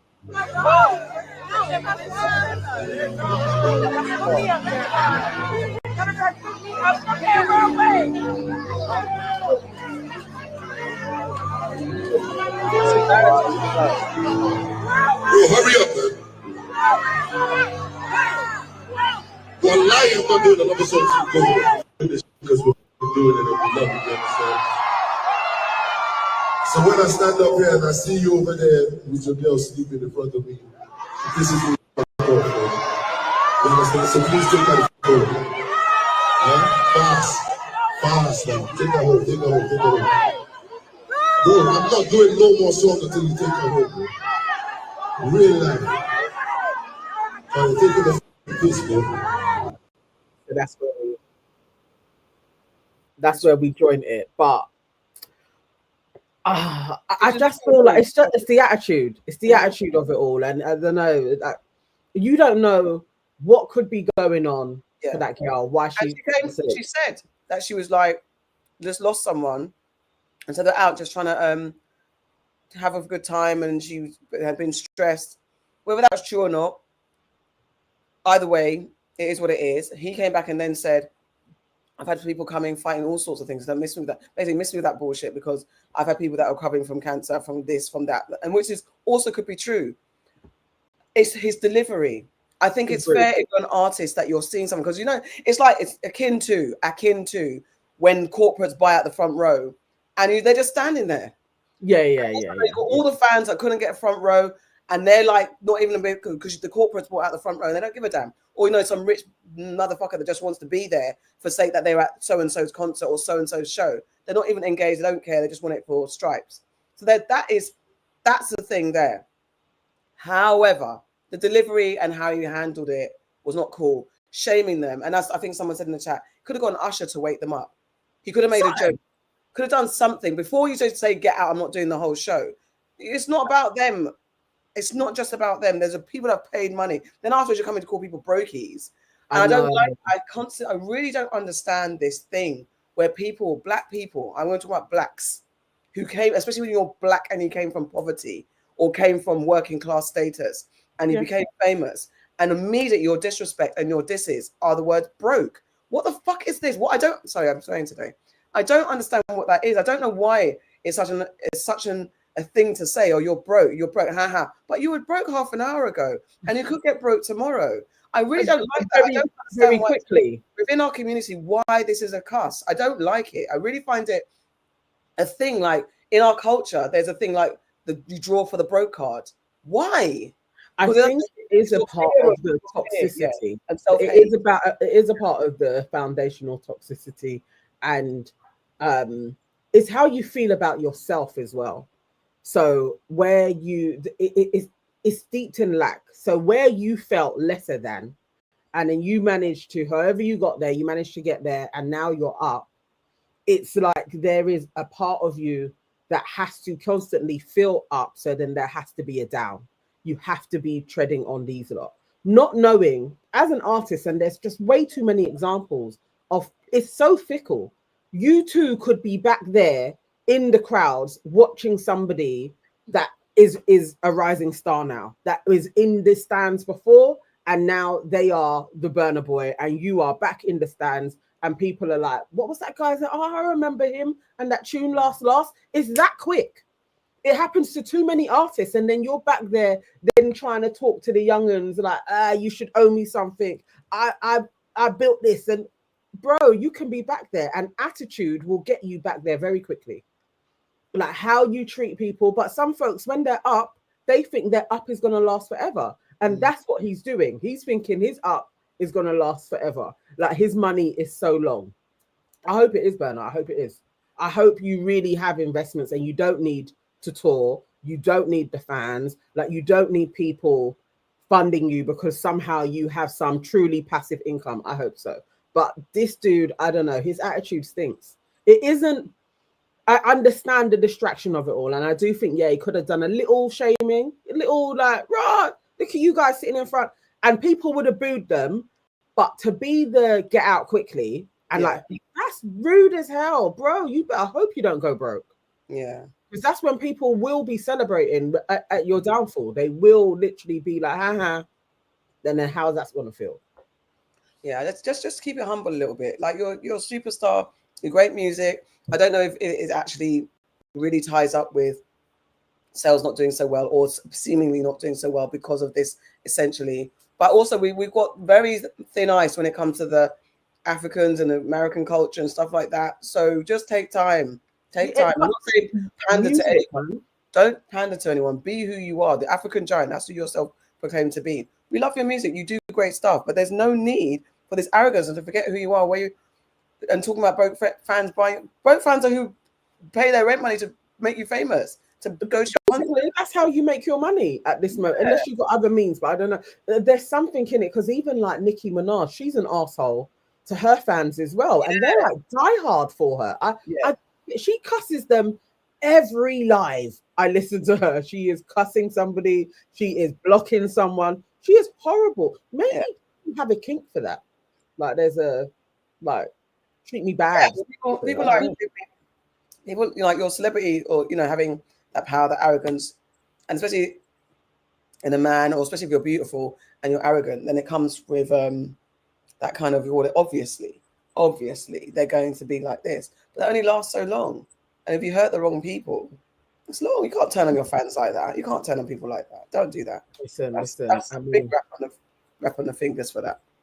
Yeah, no, he's out of order. Yes, buddy, we are live. Yes, buddy. My sister says I think Burna's on coke. Could be. I mean, he runs copious amounts of green. I don't know Via. I mean, again, I don't know. I have no idea about that. I know he's very open and proud about being a weed smoker. And it's more the arrogance he displays is very coke-like. And when he's on a rant on things as well, I could see that could be a coke rant, definitely. I mean, thinking that you're the best in the world, coke does that. Yeah. But then fame and fortune does that too. Like they're usually on coke. It usually like goes along with it. I mean, you can just get caught in somebody on a coke rant, and it will be there's ego there, but there is something ferocious about it where you can tell, oh, this person's on coke. Well, I'm saying ego. Right. There's difference. Here, Kent's Kings come in with the bodies. Wait, question though: does anyone think Beyonce's ever been on it? I have no idea. That's what people used to say. We don't see Beyonce talk enough to be able to say. Look, such an easy correlation, and it's like it's so easy to believe and it's so easy to dismiss. It's so easy to assume that every celebrity is on coke, but there are so many things that can cause so many things. So I'm like, Nicki Minaj has been accused of being on coke because when she's seen more, most definitely on something. she's on something. I would say coke it could be in there, could be a part of it, but she's probably on a few different opioids as well. Like she's on something. Bruno Mars's drug addiction's been quite documented. He's had a drug addiction. I don't know where he is today. By him having a drug addiction, and I didn't know if it was just coke or any. I mean, there's so many other drugs. We say coke, and that coke could apply to opioids. Could be someone could be on heroin, all that stuff. So you don't know. Could be crack, all the stuff. Could be meth. They won't last. Could be pills. Could be scissor. All that lean. All that stuff. I mean, the lean will do it as well. I mean, people will have MDMA for fun and. Yeah, again, if you're around them, you'll be able to spot they've probably taken something. Yeah. If anybody is going to do something and it not be so offensive, I'd probably say it probably is a little bit of an ecstasy. They're not going to be too annoying. But when folks are on coke, I find them obnoxious, ego-filled, and assholes. And generally that, when they're unrelenting with it, it's usually coke that they're on. Yeah, I mean, there's so much about balloons. Oh God, balloons are crazy at the moment as well. I don't know about that, Cat Rocks. I'm not sure if that's true. I mean, look, there's so many rumors. I won't deal with the rumors. I'm still holding on to hoping that he's some sort of decent guy. I don't want to lose. Losing too many artists to listen to. Like after a while, we listen to gospel, and even then, gospel there's treachery in the church. They say gospel is just as bad as the secular one. They say it's literally full of serpents. I just write my own songs and sing them to myself. That's where we're That's where we're headed. That's where we are headed. I saw the guys try to say that the theme. Yeah, there's a lot of enemies that are men this week, unfortunately. So yes. If you can throw any other women in other than Nicki Minaj, we'll deal with it. To be fair, there's been a lot of men. There's been a lot of men being dickheads, and I've got another one for you. So he's just a good-looking guy. What do you mean? He's not AK, he's just a good-looking guy who sings catchy tunes. Who's that? What do you mean? Burna Boy. Are you talking about Burna? Is that what you're talking about? I mean, yeah, I find him hot. All right. Brian McKnight, let's talk about this. Brian McKnight speaks again about his estranged family on Anton Daniels' podcast. Hello, my daughter's home from work. Brian McKnight has reopened discussions about his past marriage and older children after appearing on this podcast, where he repeated that he was never in love with his ex-wife, Julie McKnight, despite their 13-year marriage. He explained that the relationship was driven by duty, pressure from family and the church, and the belief that he needed to marry because they were expecting a child. He has been gunned, but then also some people are saying, you know what, thank you for sharing your truth. Finally, you got to speak about it, and actually your kids are a bunch of grateful assholes.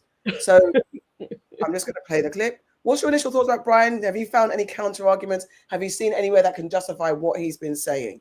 Could it be that actually we're all just jumping on it, but actually, poor man, he actually has got a bunch of ungrateful kids and a treacherous, nasty ex-wife? He could have all of that, but how he is responding to his his lot is very disgusting. I can't even listen to him. I actually think he is so disgraceful. I don't know how he has a wife and a family. I have no idea how he's managing to do it.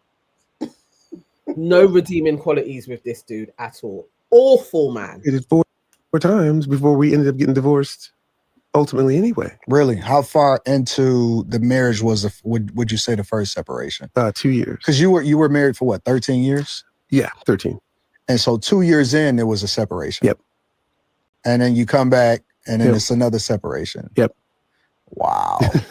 So why not just break off? Why stick it out for 13 years? For the kids. Because it almost seemed as though the way that we're framing this, it kind of seems like an arranged marriage to an extent because of the kids. Yeah. Listen, you're torn because I was never in love with their mother. I wasn't. They weren't made from love to begin with. Mm-hmm. And I said this before, and people got so mad that this obligation that just because you lay with somebody now, it's sort of an 18-year sentence of some kind, or beyond that, because it's forever. And there's resentment there. Mm-hmm. But at the same time, you do have these children, and you want to try to do your best to do right by them. And in a couple of those separations, especially with the younger child, he didn't know me.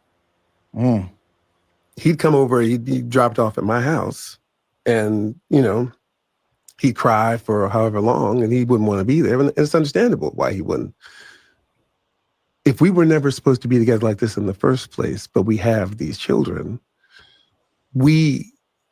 it's a two-parent situation. It's not one. Yeah. It's not, we both have to do what's right for them.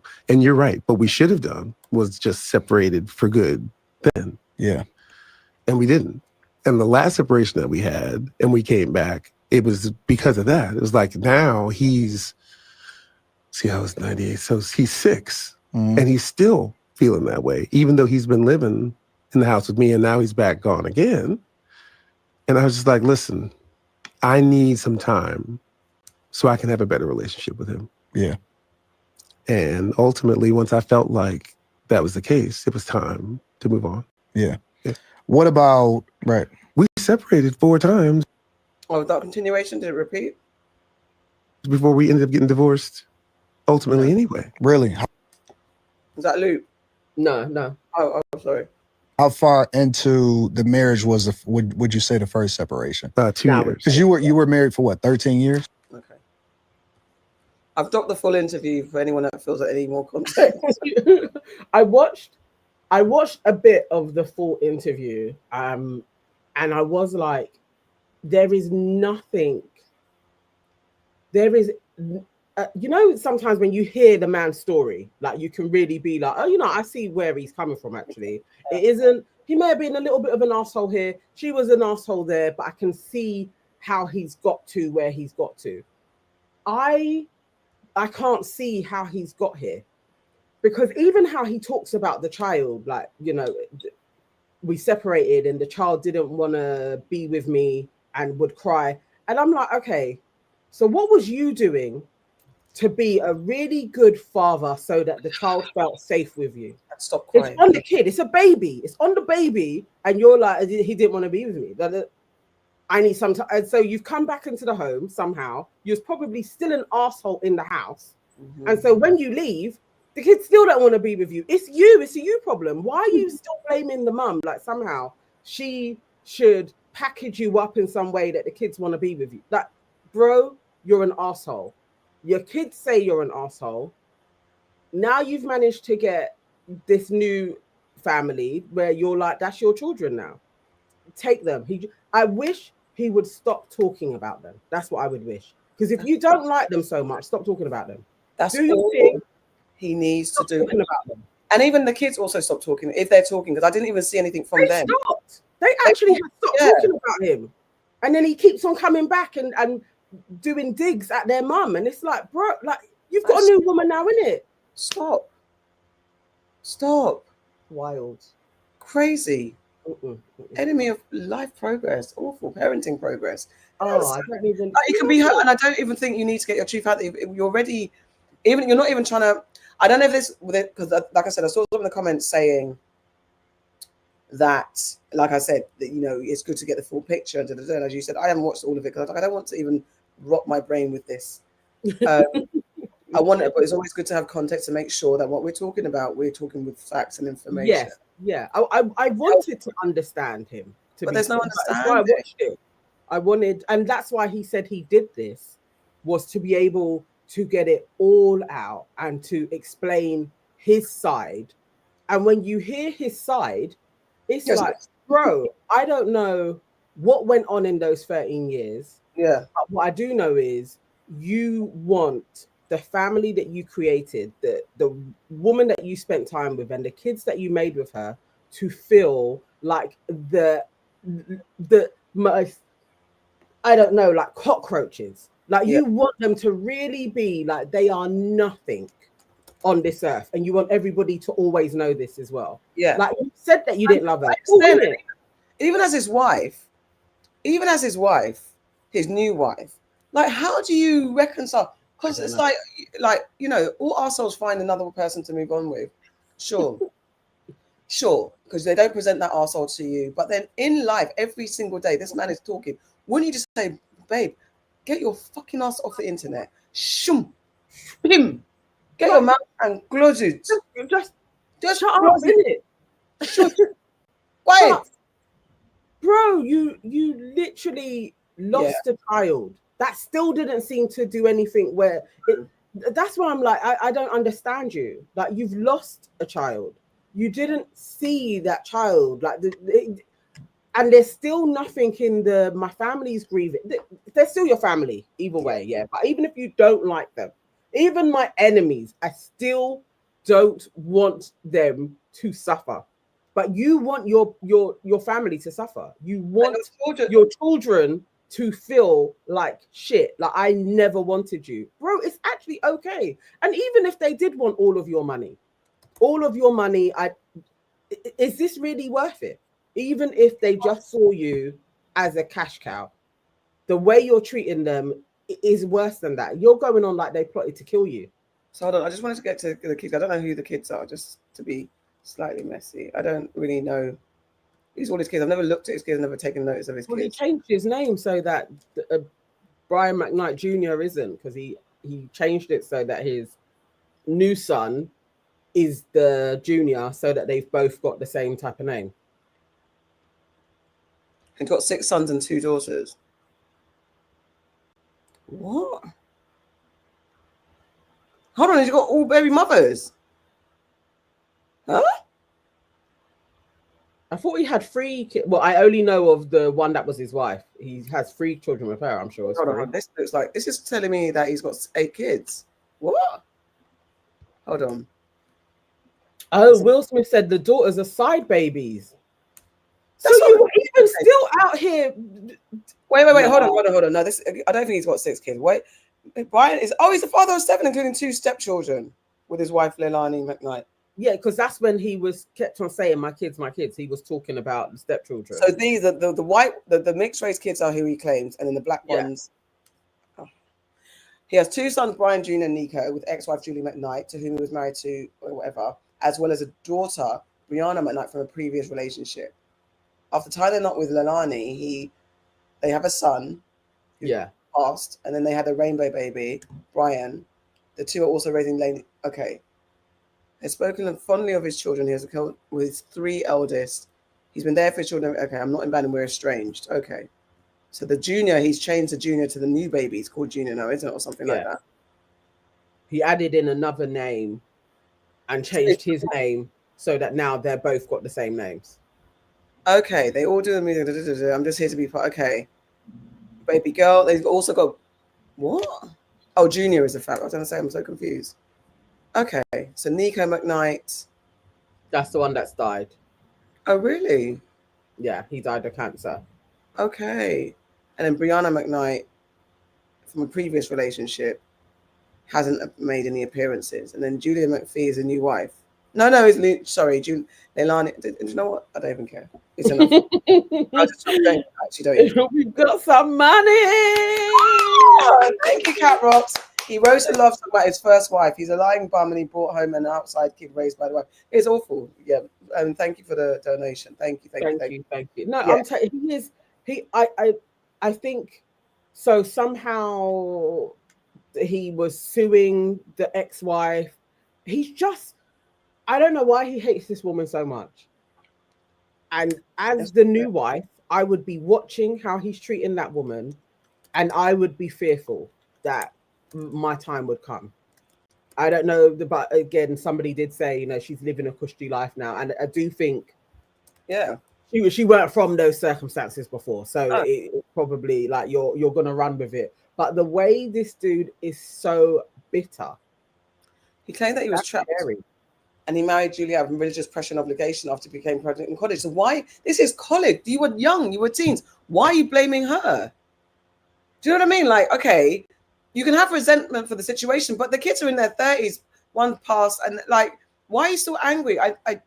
We've said it before. I'd love to get into the heads of men that really, really can't be around their kids and find it so hard, and they see this rage and this hate. Because there's some men that it's a thing. So I'd love to get to the bottom, and I want someone to be honest and speak about what it is that rage, that blind something that you see, where you cannot see the kids, you cannot see the woman because you're just hateful and angry.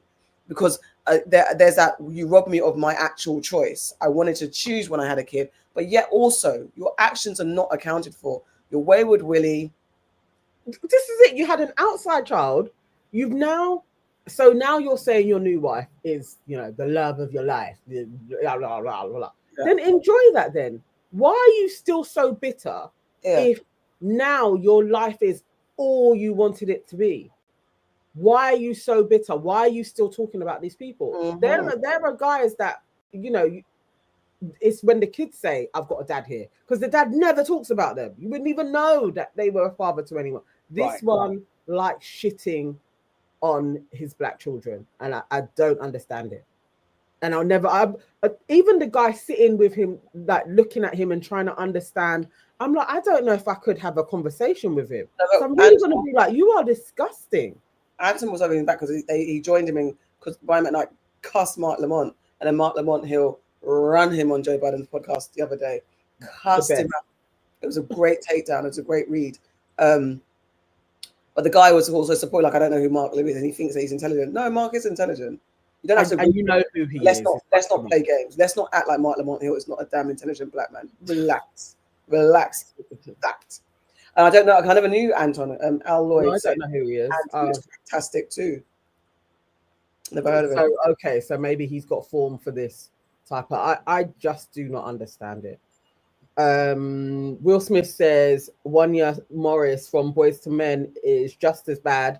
Also has a new baby and a Polynesian wife after leaving his starter wife and 6 kids. No, look, listen. Like I said, I need my playlist not deplete.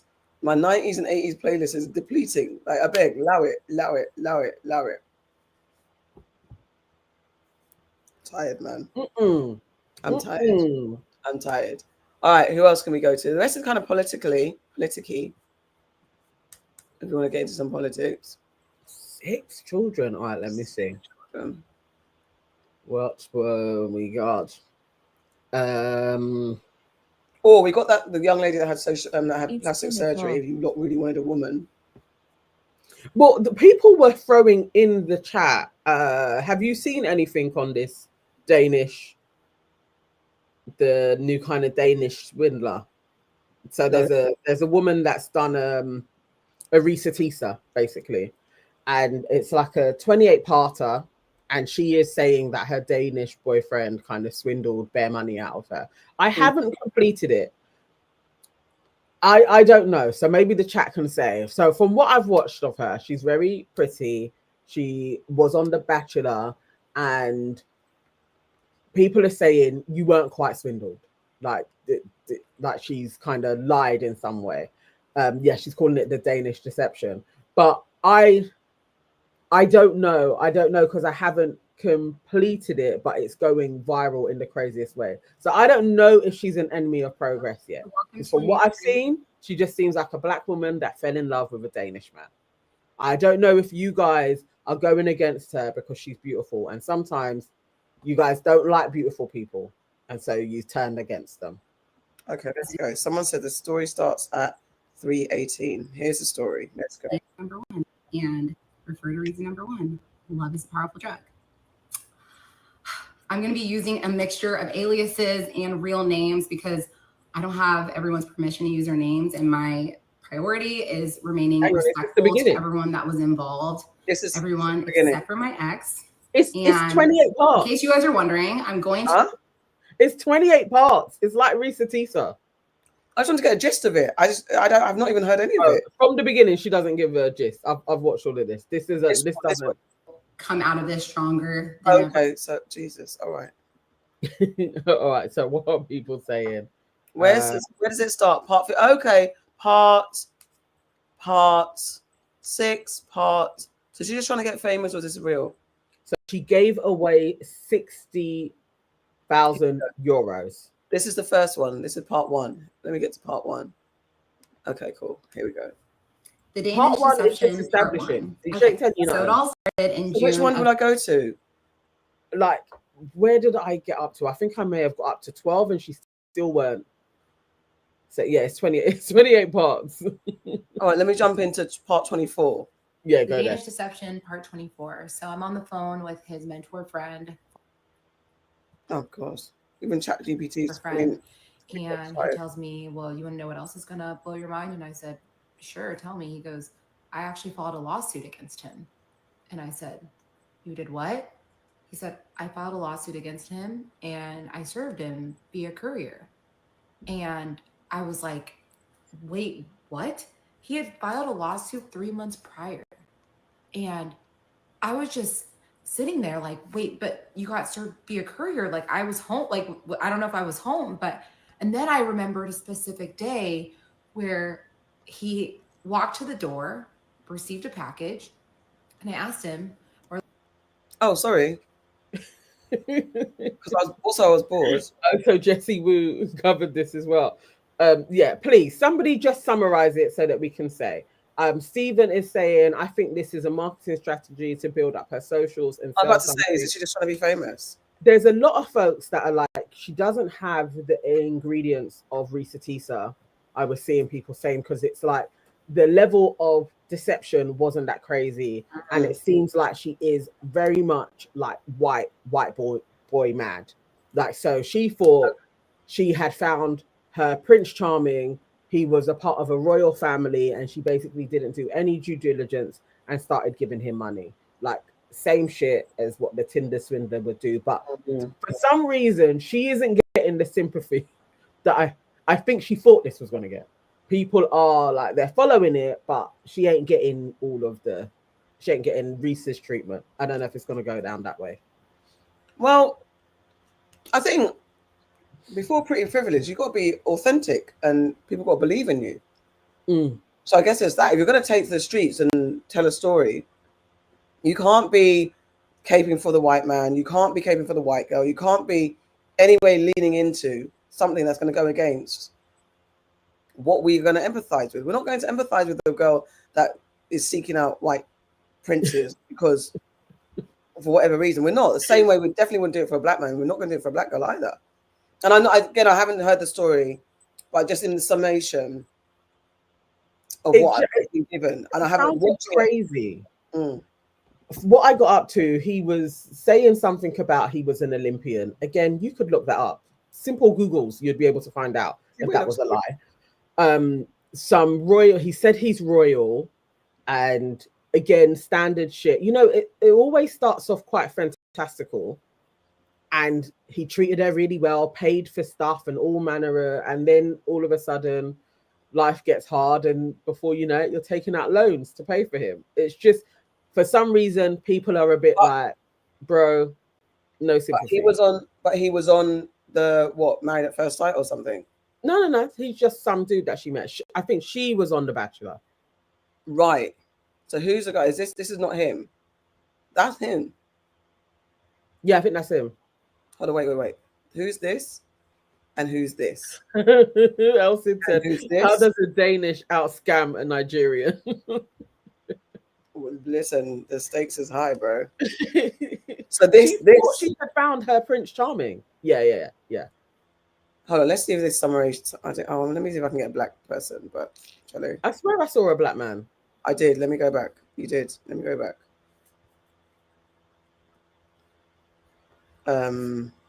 Glenheim saying even with their financial issues, they took trips to Europe. He even convinced her to quit her job. Oh, is it? Mm. Okay, let's go.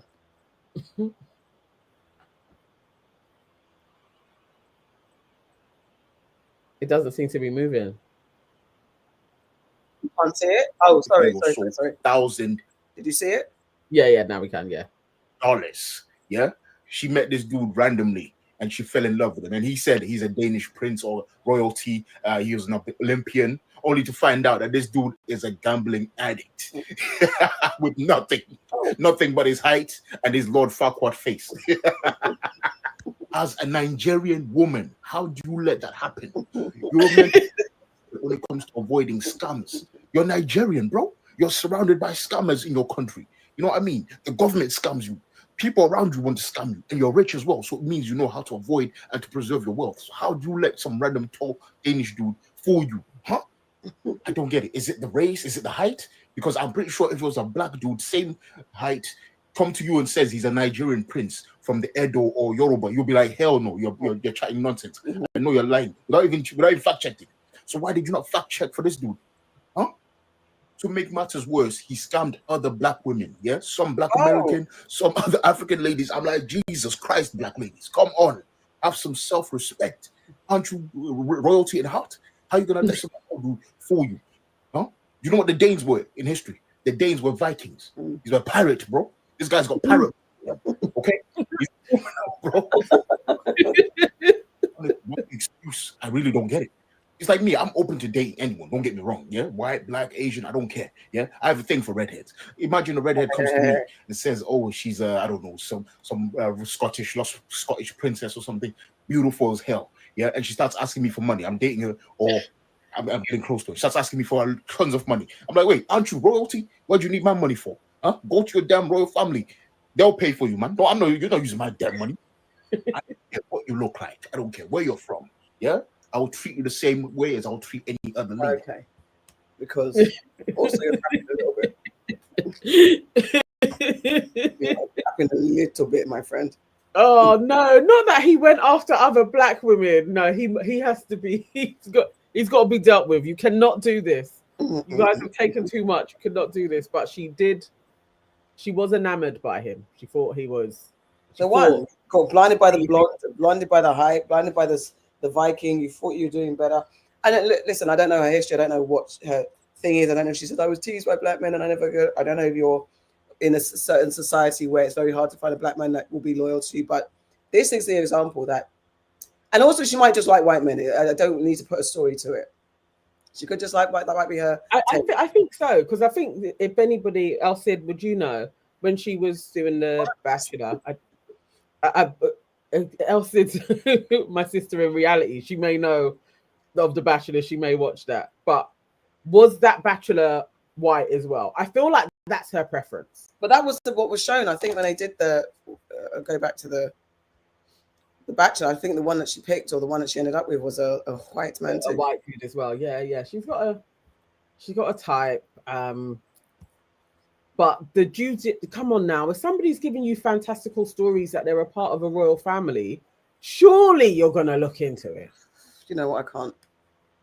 Like, surely properly, but either way, her 28 parts is still trending, but she's getting cussed.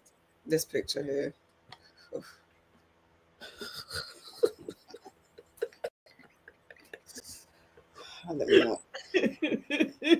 No, where I stopped, actually, it was getting late. I was doing my hair. It was getting late. She was talking about she was doing a really big Nigerian celebration thing, and he was helping her out all day, and that he was dancing, and everybody was like, "Oh, he's such a good guy." And I was just like, you know what? Fuck this. I'm going to bed. It just was such a cliche. And obviously, I know he's been scammed, but it just felt like it's small things, in it. So he can dance a little bit. And here we are. And that's the problem when we talk about the cookout invitation that gets spread far and wide unnecessarily. We need to nip it in the bud, fam. Nip it in the bud. Not everybody needs a lot of money she gave over and leaving her job. That is terrible. What was his reasoning? What did he ask? How did he get the money?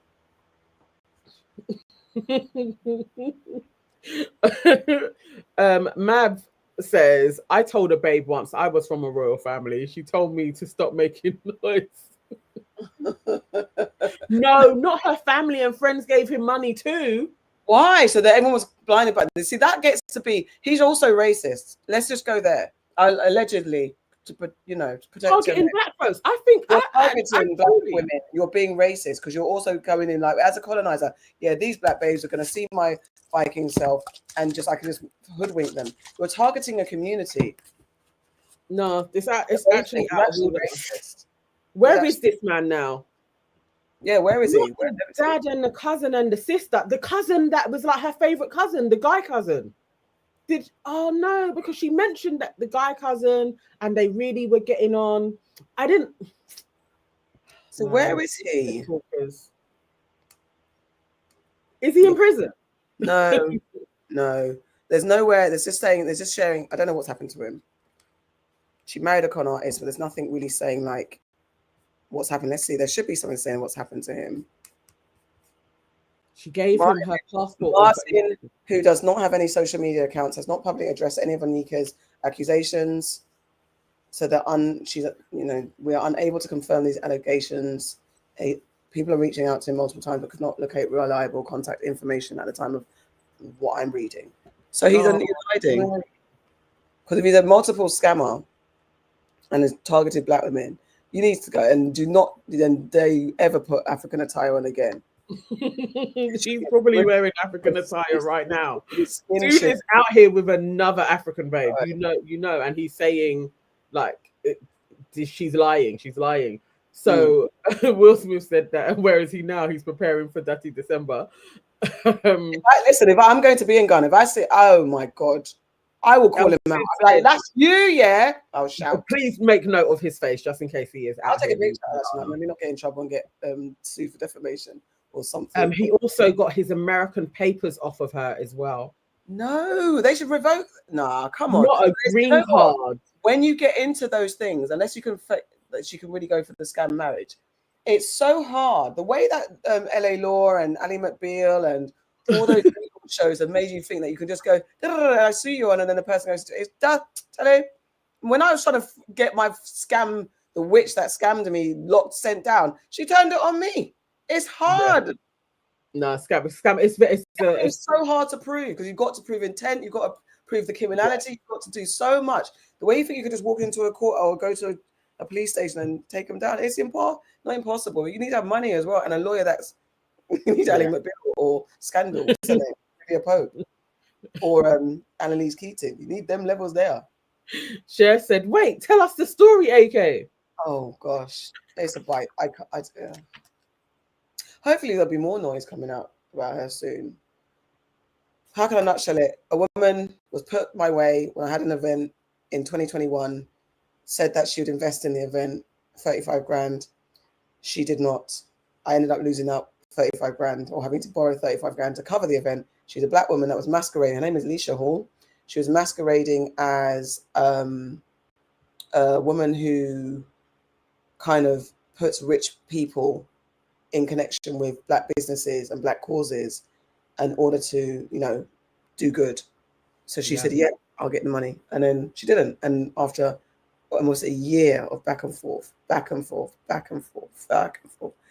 And then one time I saw her after she kept lying and saying, oh, the money's in the bank. It'll be in the bank tomorrow. It'll be all this. I saw her at an event and obviously lost my rag. I shouted at her. And then she went and got me done for common assault, tried to get me done for common assault. She reported me to the police and said that I attacked her. And she got her mum involved as well. So I was in court. Little old me was in court. Funny for my life. It's not even funny. Because that day, if you had said yes, you guys come down, we were ready to jump in cabs to actually assault her. So the fact that she still tried to do charges when there was no assault, it's like, chick, you were half an hour away from actually getting beaten up. It was a lot. It was a lot. It was a lot. So on the back of that phone call, bear in mind, you owe me 35 grand. It's not like I'm crazy or one thing. And she gaslit me to the point where sometimes I thought, did she actually pay me? Is it in my bank? Because she was so, it was a whole succession. And the first thing she did was like, oh no, it's in the bank. Oh no, Santander's going under maintenance. Oh no, she even had a letter. And that's why I thought the law is crazy, because I had evidence. I said, I've got a year of conversation, email correspondence of me asking for my money, and her lying about giving me the money. She forged a Santander letter, and as if to make it look like Santander was saying, we have paid the money, I've still got it. So all those things, but yet still I could not take her to court. They tell you to ring the fraud line, ring the fraud. They said there's something about the intent and it's scam, and there's not, and to be fair, we didn't have a contract. But she also had a contract with, I think, it's public knowledge, with the BFI as well. She also scammed the BFI out of 125 grand, by the way. Also, something like that. That is public knowledge. Yeah, it is. That's out there. But you got Google her name, you'll see it. I think there's like 3 cases. It's not all of the various people. What I hate about her most is she's targeting Black businesses. Yeah. Again, that's where it's sacred. Scam elsewhere, but when you're targeting Black businesses to scam as a Black woman, no, come on. And that's why the aunties were so frustrated with me that year in the nicest way possible, because I was so scared to talk and I didn't want to throw a Black woman under the bus. And there's a thing when you're going through it, you're like, she can't be like, you can't. There's a point when I was like, is this true? And it takes so long for it to click, like, this woman is actually like, I've actually been got. And my mum had to bail me out 20 grand. This is mad. Oh, Alicia Hall and the company's liberation initiatives. And it took me so long to go public. I didn't want to be a Black woman talking about another Black woman. And I still had faith and hope, like maybe, just maybe she's telling the truth. When I saw it before we had an altercation, or running, I should say, I saw her and she's like, no, like, I'm so sorry, babe. And like, the money's coming. She came to my event. It was for my first blacklisted honors. She was there, pride and pictures taken, her logo everywhere, proud, knowing that you're not going to pay.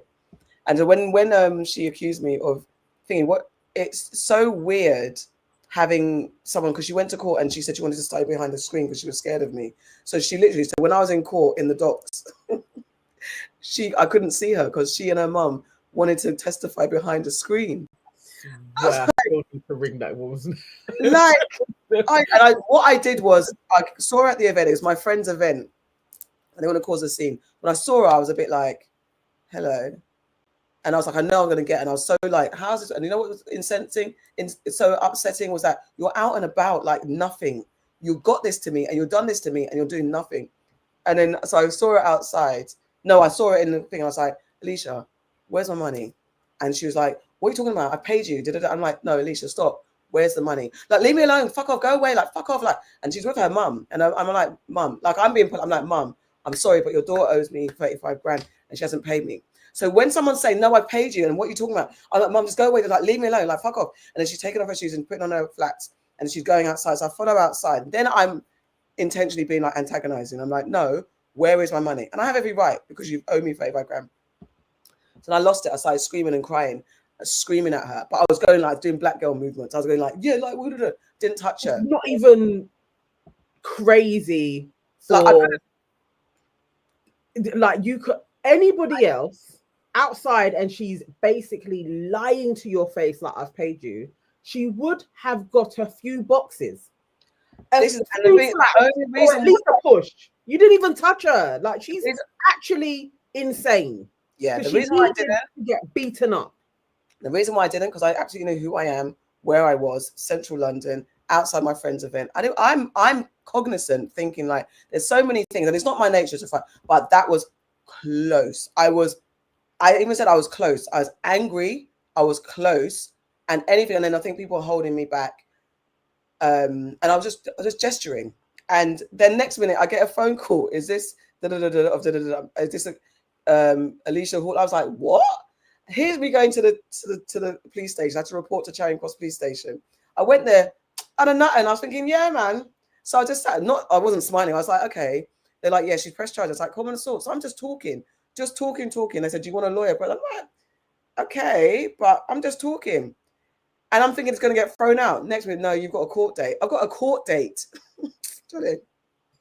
That's crazy. And I got a lawyer. Then thank my friends, Barbara, Heather Rabat and Rebecca Labrie. They got me this guy's a Nigerian law firm to help me out pro bono. Because it's like, yeah, they testified against me saying, yes, I was violent. And the mum was like, yeah, I saw her hit my daughter, all this stuff. And I'm like, the lies. And lies. Well, the thing is, it's like, you're a scammer. As I said, like, her mum is also a scammer as well, because you know what your daughter's up to.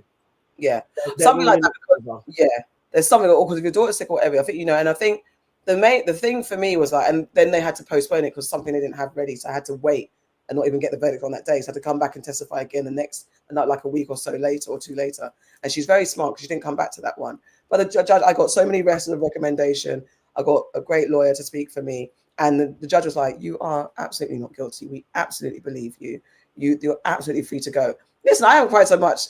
I was crying. I was like, no. The first I was like, how am I here? How am I in court? How am I in court? I still can, but honestly, with the crime things that I've been watching, it's so common that the scammers try and turn it around and criminalize the person. It's literally like, it's crazy. But what she was doing, like, can you remember the amount of Fridays when she was like, this Friday, the money is going to be with. Listen, we lost the lawyer. Speak to the. I'm like, you are so insane. I don't know what she gets off of this, but what I do know is she needs a beating at the very least, because she seems to be able to do this to anybody. I'm going to say she needs to get beaten up. I'm going to say no, because I'm going to say no, she doesn't need to get beaten up, but she needs to get arrested and put away, because she's that level of, oh, they said that about me, I'm going to take them to court. She's that problematic. She finds her way, and she knows legal loopholes, because I was going to court when the BFI took her to court. She did get stopped from doing her business. The BFI won their case, but there's nothing because she had no money to give back. She didn't have the money to give back. So she was able to another one up now. Another one up. Like, you can stop trading, like they can stop you from trading for a year or so, then you can go back. It's so mad. And that's where I was shown the way the law does not work for the poor man's favor. Because if I had money, I'd have. Yes, I understand that, but I'm just in regards to those who are saying that she needs to get boxed. Yes, in street culture, yes, absolutely. But in this space, in this business space, unless you know somebody that knows somebody and you're that way connected, the ripple effect is real, and I wasn't going to get anybody to come and get in trouble for this. This girl doesn't deserve that, because she will smugly and happily. She would happily have got a black woman who she knows has done nothing wrong. She would happily have given me a criminal record. And common assault, you don't do jail time. I mean, there's levels, obviously, to common assault.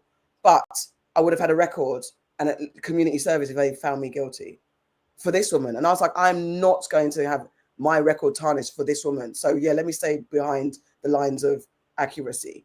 There's a lot. Yeah, we need to get. And she's Caribbean. I don't know if she's Jamaican, or I think she was Jamaican. I'm not saying that just because I think I knew that she was Jamaican, but I'm not 100% sure. I feel like she could have been lying. Like, and she's such a liar. Who you don't know where she is. She's a black woman. I believe she's Caribbean. I believe her mum had a Caribbean accent. I don't know which. Let me not lie, but there's something about, I think she was Jamaican. Just because. Terrible woman. Just.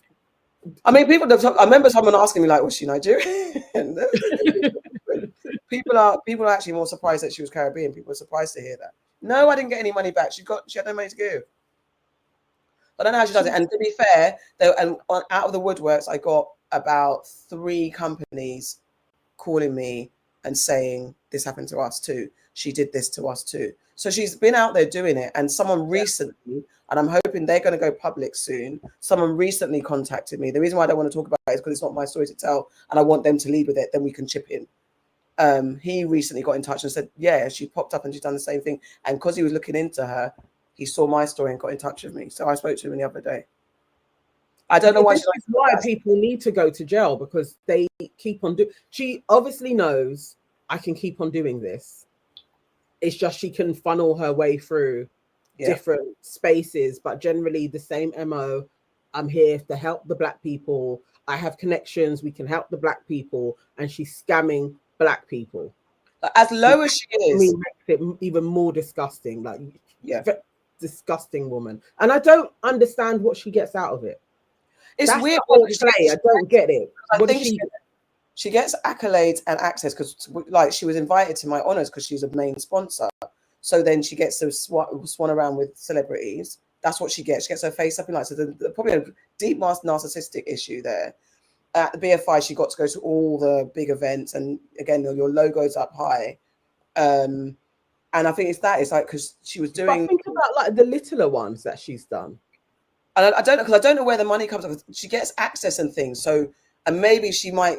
I don't know if she scams getting money and then says she's going to give the money on and doesn't. I don't know if she gets the money for herself and then doesn't pass it on. Do you get me? I don't know if she managed to get 35 grand. So there could be something. I don't know where she gets. Because if you look on the website, and I remember calling someone. I was trying to find so many people, like Boots. Because Boots are the logo. She got Boots logo on her website. She got someone else's. So I think I managed to get through to someone and say, look, this girl's a scammer. So you shouldn't have your label. You shouldn't let her. What do we call it?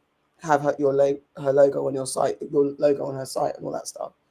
Because like the lowest of the lows that she sunk. My daughter lost her grandma, and we were going to Ghana. And on that day on the plane, she literally said, "When you land in Ghana, the money will be there."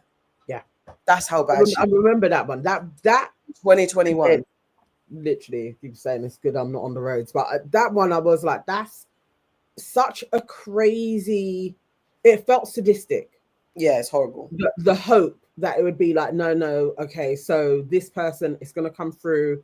It's definitely going to come through. And when it comes through, we're going to do dinner, babe, all of that shit. And you absolutely, that's sadistic. Like, no. It's horrible. It's horrible. Well, you know, I'll say. It is what it is. I hope that I keep my faculties because there'll be a hit list. 100, like literally, if it, if I wasn't, I had so many people that wanted to take it further, and I was like, no, because I don't want anyone to get into any, because she's not getting in trouble. The joke of it is someone will end up in jail and she will be still walking outside. But at least she would have at least had like a little broken nose. No, I get it, but it's no, there has to be for her. I'd like her to sit because, as you said, you're targeting vulnerable people. You're using Black causes because, as we know, that the minute you get into that space where I'm doing DEI and I'm representing, and then it tarnishes us all. I don't like to accept that blanket blame. But now you're going in, so someone else might not believe a charity that really is doing good because of your fucking bullshit.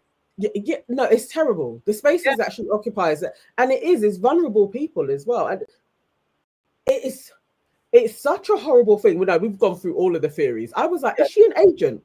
Is this something that somebody a special agent is doing to like crash Black projects? Like they sent her out here.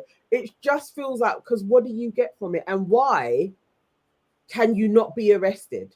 Yeah, it's so weird. Why? And that's when, like I said, I was so naive to the law. We are naive to the law.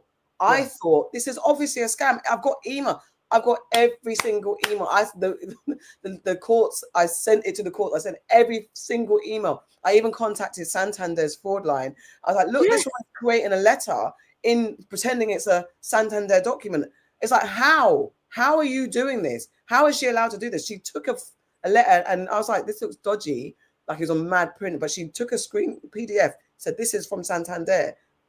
It's like, guys, relax. Sorry, hold on 1 second. Relax in the comments. Nana's not going to do anything. No. It's just excited talk. No, Nana's not going to do anything. I wouldn't not let. to I wouldn't get even let it. She wouldn't allow it to take place. Like honestly, I was ready to get in a cab, but she was like, "No, nobody is coming to see her." I was so crazy that day, but yeah, it did take a while anyway, and I think it was the best thing when you did let it all out anyway, just on all levels, because I think there's just so much shame that goes along with scam as well. Yeah, and that's what scammers trade on. They trade on lots of people not talking. Yes, there's probably a whole load of people before you, could have been bigger money and since you. But if nobody says anything, then she doesn't get caught, and that's the problem. That's the thing, because I remember and the two stories. One thing was like, especially because she steps in the DI space, and the people that contacted me, they were all white people. So there's an element of like, it's DI. I don't want to be seen as racist, and there is such a weird fact. Anyone who has experienced it, it's even when someone's gaslighting you, it's like it's so surreal. It's so like, hold on, is it me? Am I? Like I said, I literally would check my bank account 20,000 times. Maybe it's there and I missed it. Maybe I missed the payment and it was there because I was like, what is she doing? But what was the other thing I was going to say? Oh, it's gone out of my head. I should never have saved it. I can't remember what I was going to say. Yes, I had someone who I called a sofa friend. I will not. I actually won't speak to that person again. I vow to not speak to this person again. They called me up and said, "Oh, I saw your post about the scammer, and people are talking and saying that you shouldn't. It's not a good look for you." And I was like, and this is where the shame comes from. And I'm like, what do you mean it's not a good look? And they're like, yeah, you shouldn't have. Why are you doing this and why are you out in? And it's not a good look. And I said, who are the people that are saying this? Is there anyone that can affect my business with the British Blacklist? They were like, no. It's me. Do I know this person? I don't want to say. I said, why are you bringing me this story? Why are you doing this? And she was like, I just wanted to let you know. And I said, but you're not telling me the name of the person. I'm like, at the end of the day, this woman is going around. She came to my event. She's connected. One or two people that were at my event said that they spoke to her. And I was like, do not get into business with her because she's a liar and she's a bastard. Like, do not get into bed with her. Do not. So I had to go public because also I don't know who she connected with. Exactly. And who I came to AK's event and the recommendation, they would have been on me. So I had to go public as much as I was like scared to. So when my so-called friend came and said that to me, I was like, you. But I didn't cuss her out. I just said, cool. But she knows I don't speak to her. I will not speak to her because on that alone, you're fake BITCH, CUNT, everything, DICK. No, she's a dickhead. And I think anybody with an ounce of integrity and empathy would know it's better for you getting that out than to keep it to yourself. That isn't somebody that, listen, I mean, I didn't like her from the jump anyway. But after then, I was like, that's somebody that you never need in your corner. At all. You can't see, because it was freeing on lots of levels. Just for yourself as well, to not be sitting in like, I've done something wrong. No, they've taken advantage, and you have to shame these devils. Like, you can't sit on it. But it's like she played on that. Now she's an arsehole. She's an enemy of progress. That girl's an enemy of progress, and I won't speak to her ever again. Like, there's nothing she does. I had to deal with her for a reason, for something, and it was just cordial. I just left it at that. But she knows at the core that was a wrong move. How dare you call me? And not to say, are you okay? Not to say what happened, to say, why did you do that? People are talking. It doesn't look good. And that's the shame. That's a shame. And that's what Alicia thought, that black people were just going to be like, no, don't say nothing. Yeah. No. They weren't a friend of hers. You heard us almost every week. Are we going to talk about it this week? Are we going to? It was just like, no, you got to shame her. You got to let it out. Yeah, she would have carried on I guess that year she had kind of got to a higher status. Like, you don't know in which ways she would have started infiltrating other spaces from the affiliation with BFI, from the affiliation with TBB. Like, she could have carried on. So you had to tell people. Yeah. And it's a worse thing that there's like 3, 4, 5 people that said, yeah, she's been doing this. She's a career scammer. She's been doing this. It's crazy. But anyway, didn't mean to get into that story, but that's someone did say before we go, someone did say they wanted to do the what do we call it story?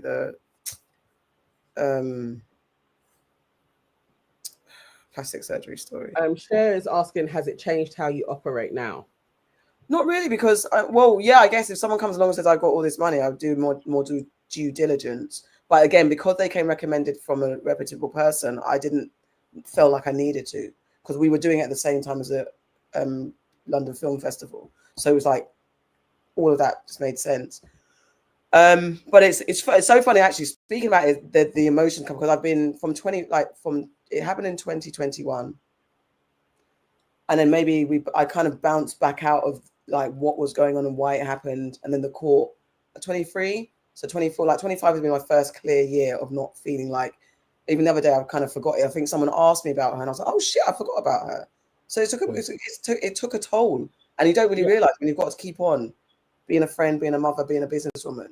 You don't understand. So that's where it's like, actually, I didn't realize how much it affected me until way after.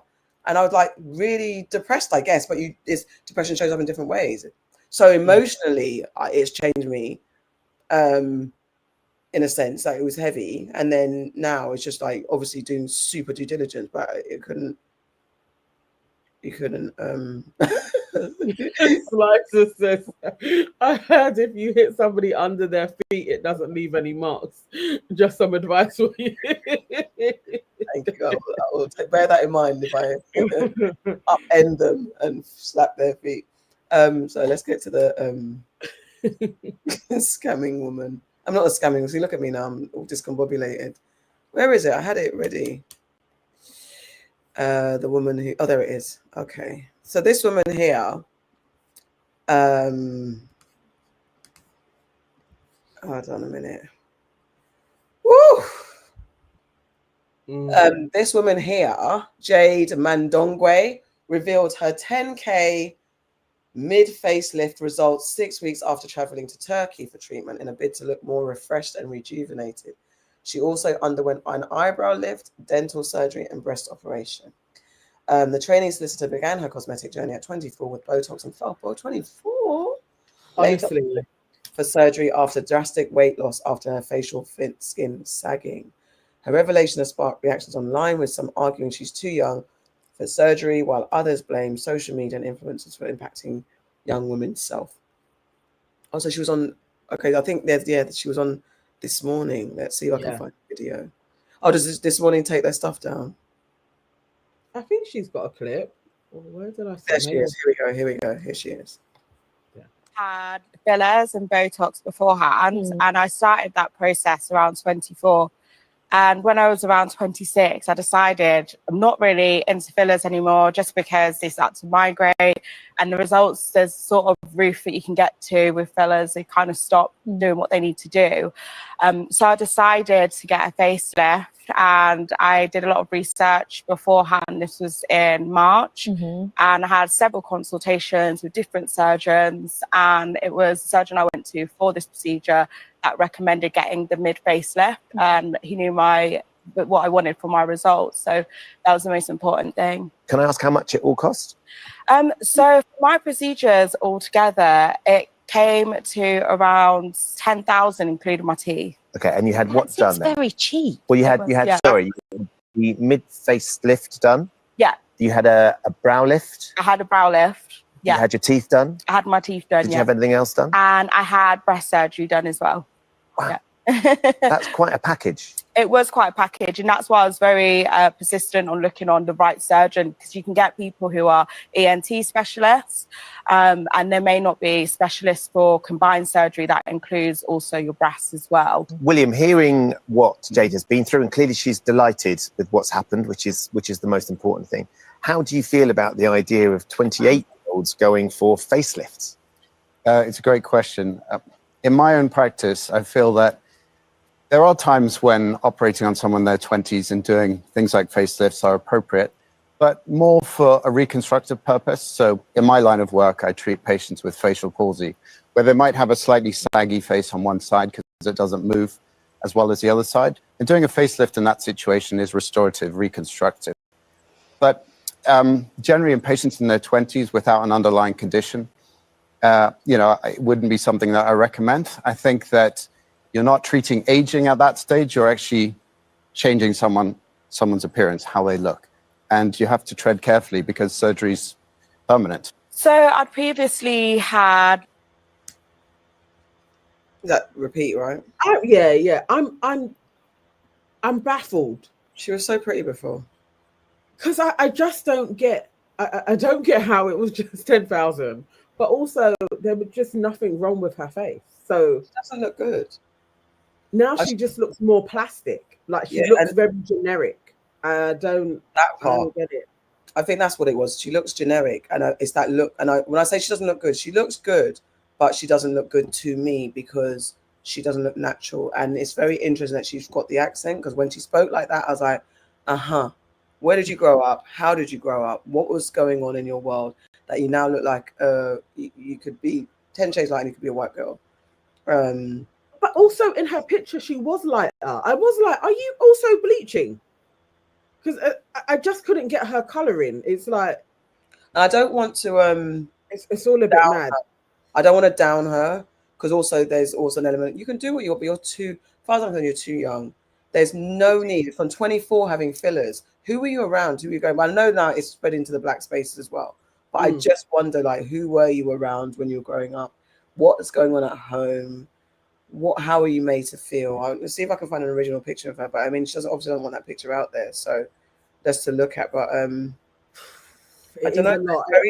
I really hate it that it is moving into the black spaces, you know. But there was a time where you would just look and just be like, boy, I don't know what's going on over there. But now I see so many black girls, standard lips, getting fillers. And it's like, I don't understand. Why are you getting And I hate that fillers? filler. I think it looks crazy. When I see it on, there's some stunning Middle Eastern women. They're just so stunning. And you just think, and it's like, why you gotta do the noise? And then you've got like, it's like, why? Like, her face is so cute.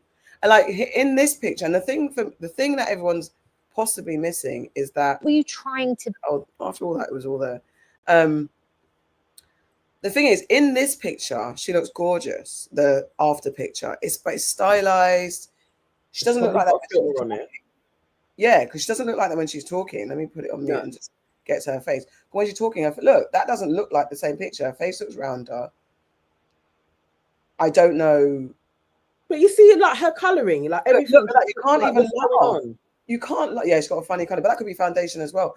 Her colouring is bad, but she can't even laugh. You can't express this. You're such a pretty girl. Let me see what. This is a different angle. Facelift, but I did start to notice that actually I want to look more refreshed and rejuvenated. And because actually she does say, she explains why she does it. Sorry, I didn't realise. I thought it was the same clip. Yes, Cher. She looks like a deep brand. It wasn't necessarily achieving a better result. It was about rejuvenation. I was beginning to look very tired. I'd gone through 28. Life gets like that as a trainee solicitor. But I'd gone through weight loss journeys in the past, and I felt like my skin wasn't necessarily aging to a point where I needed a complete facelift. It was only a mid facelift, but I did start to notice that actually I want to look more refreshed and rejuvenated and leave the house without having to wear loads of makeup. And that's been one of the best results as well for me. My generation and slightly older, we've all grown up on filters, and that can sort of influence how you want to look, especially if you see yourself in real life. You're not going to look like a Snapchat filter. And I wasn't going for that aesthetic, but sometimes it does make you think, maybe I could get something slightly lifted, nothing too drastic. Were you trying to better? It wasn't necessarily. Maybe she's mixed race, Jade Madangwe. There's a lot of stuff I know. Okay, that other picture just looked like a white woman. It's like, huh? No, she's a black girl. Oh, okay. I was Daily Mail, can't go in there. So this is her original face. Well, obviously, her lips look crazy. That's with filler, I think. I don't want to do that. It's not fair. I don't want to dissect it like that. She doesn't look like she's in her 20s, though. Is that her before? No.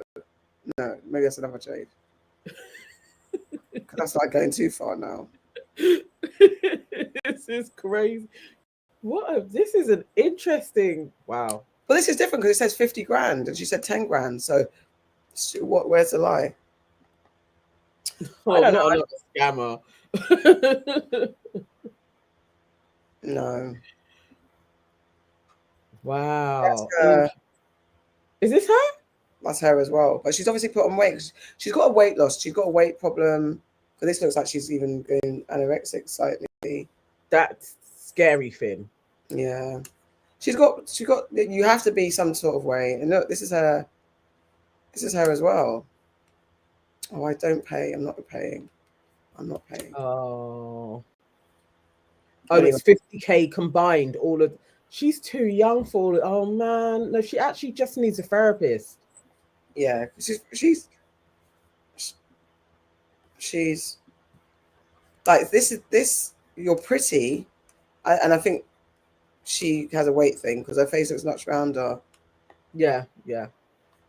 You know what the thing is though? You see when it starts, you know there are a few people, and at this stage you're like, stop now because it's already too far.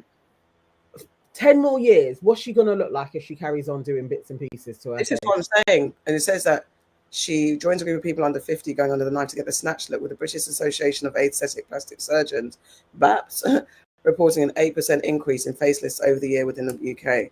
8%. Mate. There's a lot of pressure to be perfect. I wanted to remind people that beauty always comes with courage and vulnerability. I'm happy with the result. I feel like myself, just the best version of who I've always been. But this kind of transformation demands respect for the process. It's a delicate procedure that should never be taken lightly. So she studied and researched. So she wanted to be transparent. And look, there's a lot of pain and stuff probably going on. I'd love to know her story, actually. I really would like to know her story. And I hope she's stopped now, man. Yeah, I hope she settles on this look and she's okay. Because yeah, come 50, what the hell? It's when it starts. People, you know, every year, obviously things are going to shift and change on the way as you get older. If she keeps on being like, oh, let me just get a nip tuck here, before you know it, you've got those big puffy cheeks, a massive chin, no nose, and your eyes look like crazy cats, and it just happens to people so quickly. I actually have a friend, and I'm hoping hers is just fillers. But I was looking at her picture the other day, and I'm like, what the hell? Like, just lips were done, cheeks all up, and it's like, what? How have we got here? Like, it's just really strange. I'm so anti. I am, and I feel. I don't feel bad, but I'm so anti. You can never convince me. None of my friends can come to me, and none of my friends can come to me and say, "I'm gonna go and get plastic surgery. I'm gonna get a facelift." Yeah, I'm gonna go and get my eyes done. I am. I'm getting my bags removed. Like, that is going to take place. It will happen. You never know. Give it a couple of years and I'll have that look and I'll be like, listen, I just had to get. But I'm in my 40s, so I think I can do it. And I think, look, there's an age where you're just like, you know what, fuck it. And I get it. I get the time, but like I've always said, my battle with myself, my security, my insecurity from young, I have to make peace. I had to make peace. And then the minute I start saying, yeah, if I make money, I'm going to do this. If I get enough money, I'm going to do that. If I do this, I'm going to do that. Then it's like, that means I haven't made peace. Yeah, that's my bags. That's probably a little bit of an eye, little raising. Maybe I'd get a little bit of Botox here. Because sometimes these two lines, like, it just reminds me so much of my mum. Like, I will catch myself in the mirror and be like, it just startles me a bit. So I'm like, actually, maybe I'll just smooth these out. That's not gonna get... Yeah, smooth those out. So a little bit of Botox there, baby Botox there, eye bags. That would be it. That's it. I actually would. Have you seen like people are doing forehead reductions? I wouldn't mind that as well. That's 3 things that I would do.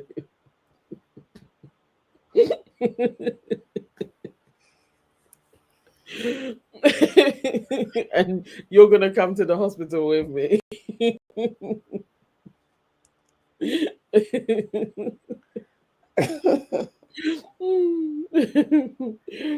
Hey, Meg Talks Online. Exactly. Look, Waving, we're just ignoring her. Don't keep talking. Okay. She's not. Yeah, Will Smith said he's in support of me getting what was that? Whatever a liver-plasty is. Elsie said, see how it adds up. See how the guys are in support of me getting plastic surgery. I don't know how to take this. Listen. Absolutely not. Looking like the cat lady. Remember Madame Wildenstein, whatever her name was? I don't know where she is. She's still alive. Get out. For real. What have you got designs since Nana? Since when you listen to Will Smith? Exactly. Listen, when the day you look, come and tell me in it. The day I agree is because I've also like fuck it. I mean, I probably would go over to make sure everything's okay, and I'd be like, I need to be in the room, making sure you lot don't fuck my friend over. There's what, no. Like, you wouldn't even do like a little baby Botox if somebody was like, "Oh, guys, we'll do you a little injection."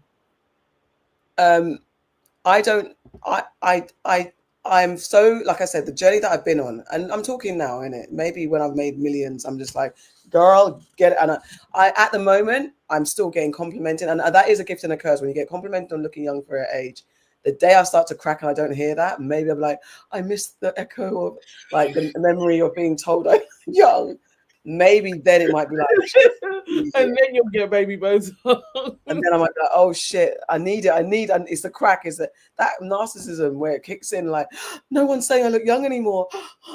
If that starts to get to me, then that's a different conversation. But like the real talk of the journey that, like I said, I used to not want to look in the mirror when I was younger for no reason at all.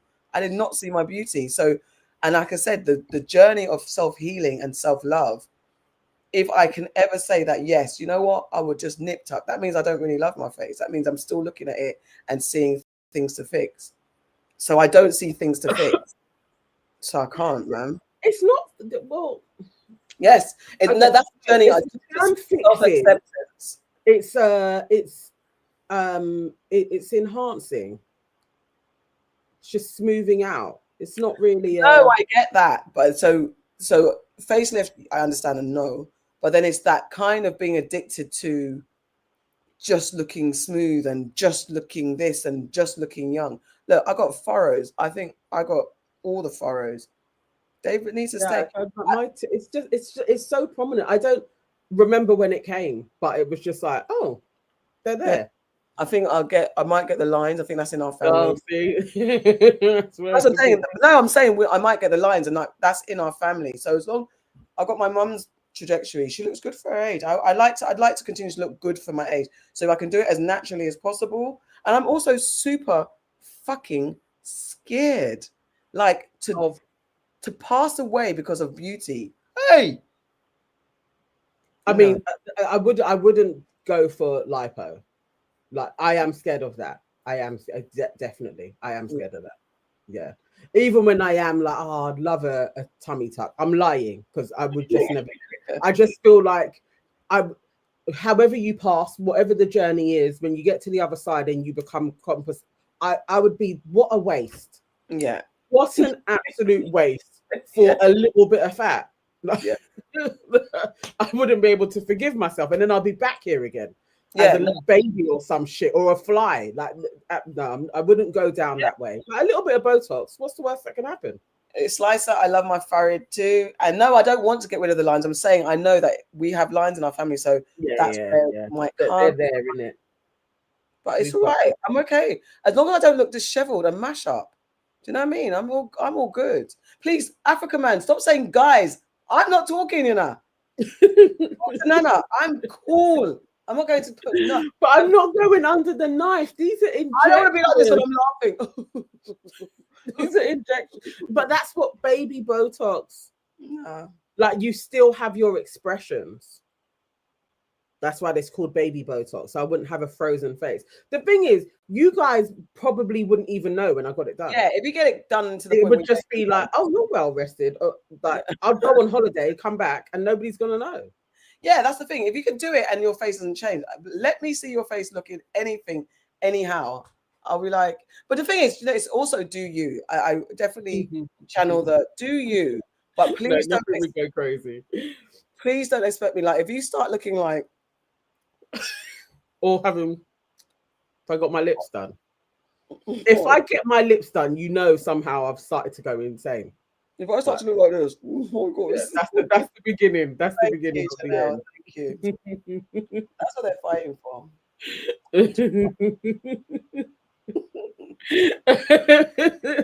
No, don't start watching our faces because when I get little bits done, you're gonna be like, "Hey, there she got is. some injection." Exactly, not allowed. Listen, don't worry. I will trip her up and beat her feet, as you said. Exactly. Like, yeah, man. Nah, man. Not at all. We're not having it.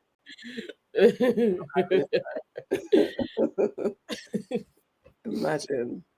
Oh god. But yeah. We got to do these lives from time to time. Yeah, well, guys, thank you guys. Your Aunties Could Never. I think we touched on everything. We covered everything. We'd leave the politics alone. The world is going to shit. We know the politics are politicking. So much stuff going on. Israel's still bombing. Labour is reforming asylum seekers and being even more right wing. The budget. The budget's been leaked. How did you guys have you seen the bits and pieces? I haven't seen all of it. Taxi cabs are going. Ubers are going up. Basically everybody got it, other than the super rich people, of course. But this is so mad. Let's have a look. I was surprised. I was actually, I watched it live, and I really was like, "Oh, this is an interesting budget." A win for Labour. The 2-child benefit cap will be scrapped, so we're no longer having 2 kids. We'll have more. I wonder what will come in on that. New taxes on the gambling industry to raise more than 1 billion. A new mileage tax for electric vehicles, which is a problem, I think. Well, they lied. They basically, because that's why they was telling people to get electric cars, because you're not going to be taxed. And now they're taxing. So there we go. The amount you can save in a tax-free cash ISA has been slashed from 20 grand to 12 grand, except for over 65s. Thank you very much. The 5% cut in fuel duty will remain in place until September 2026, when it will be reversed through a staggered approach. Read more budget key points at a glance. Income tax U-turn on budget income tax rise triggers not normal or whatever. Let's see. But basically, she didn't put up the income tax. The thing that actually really did distress me was what they're doing to disabled people. Yeah, the mobility scheme. So it's like you can't get it's not even a luxury car. This is the thing. A normal car. It's a decent car. Basically, if you want a mid-range car, it used to be on there. It wasn't every car that you could get. Some of you will know my sister-in-law is disabled, and she does have a car through the mobility scheme. It's like mid-range that you're able to get, and to remove like a Mercedes, and there's levels to the cars that you can get as well. So it's not like any Mercedes you can get. It's not that. It's a mid-range Mercedes that was on there. It was a mid-range Audi that was on there. I don't get why this government has such a problem with disabled people. It's so dumb. Like, and then no, you can't even get that. Bro, come on. What percentage of this do they even make up to say that? Of the society, like it's a very 0.%, so they're not draining any kind of system or financials. Top end car brands such as BMW and Mercedes-Benz are set to be removed from the Motability scheme in a significant revamp announced by Labour Rachel Reeves. The scheme, which provides a vital service for around 860,000 disabled motorists in the UK, allows individuals to lease cars, wheelchair accessible vehicles, scooters and wheelchairs using their enhanced mobility allowance. The programme is recognised for enhancing freedom and independence for disabled drivers, but the government has now announced significant changes. From December, motorists will no longer have access to Alfa Romeo, Audi, BMW, Lexus and Mercedes-Benz cars through the scheme. In a major overhaul, all coupe and convertible models will also be ineligible for the selection. Motorists will not be able to place orders for cars exiting the scheme from 1st of December. However, orders can be submitted until 5 p.m. on Sunday, 30th November, if customers already have a Motability appointment booked. Chancellor Rachel Reeves confirmed the alterations to the Motability scheme in her autumn budget on Wednesday, stating that significant changes were necessary, reports the Express. Speaking in the House of Commons, Ms. Reeves said the Motability scheme was set up to protect the most vulnerable, not to subsidise the lease on a Mercedes-Benz. So I'm making reforms which will reduce generous taxpayer subsidies, and Motability has confirmed they will remove luxury vehicles from their scheme, getting the scheme back to its original purpose of offering cost-effective leases to disabled people. So rude. A fresh pledge will ensure that A minimum of half of all vehicles leased through the program annually will be manufactured in Britain from 2035 onwards. Motability Operations plan to collaborate closely with UK-based car makers to boost the proportion of British manufactured vehicles leased by customers.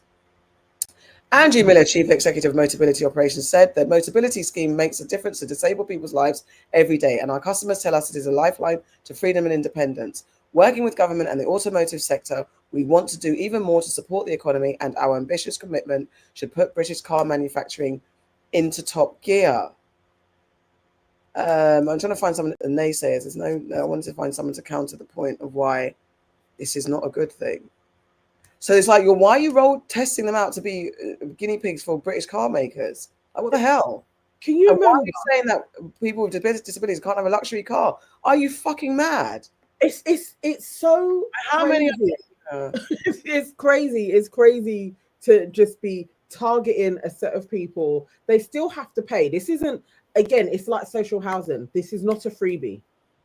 That you still have to pay for your car. It's just subsidized. Lots of different sectors and people get subsidized vehicles.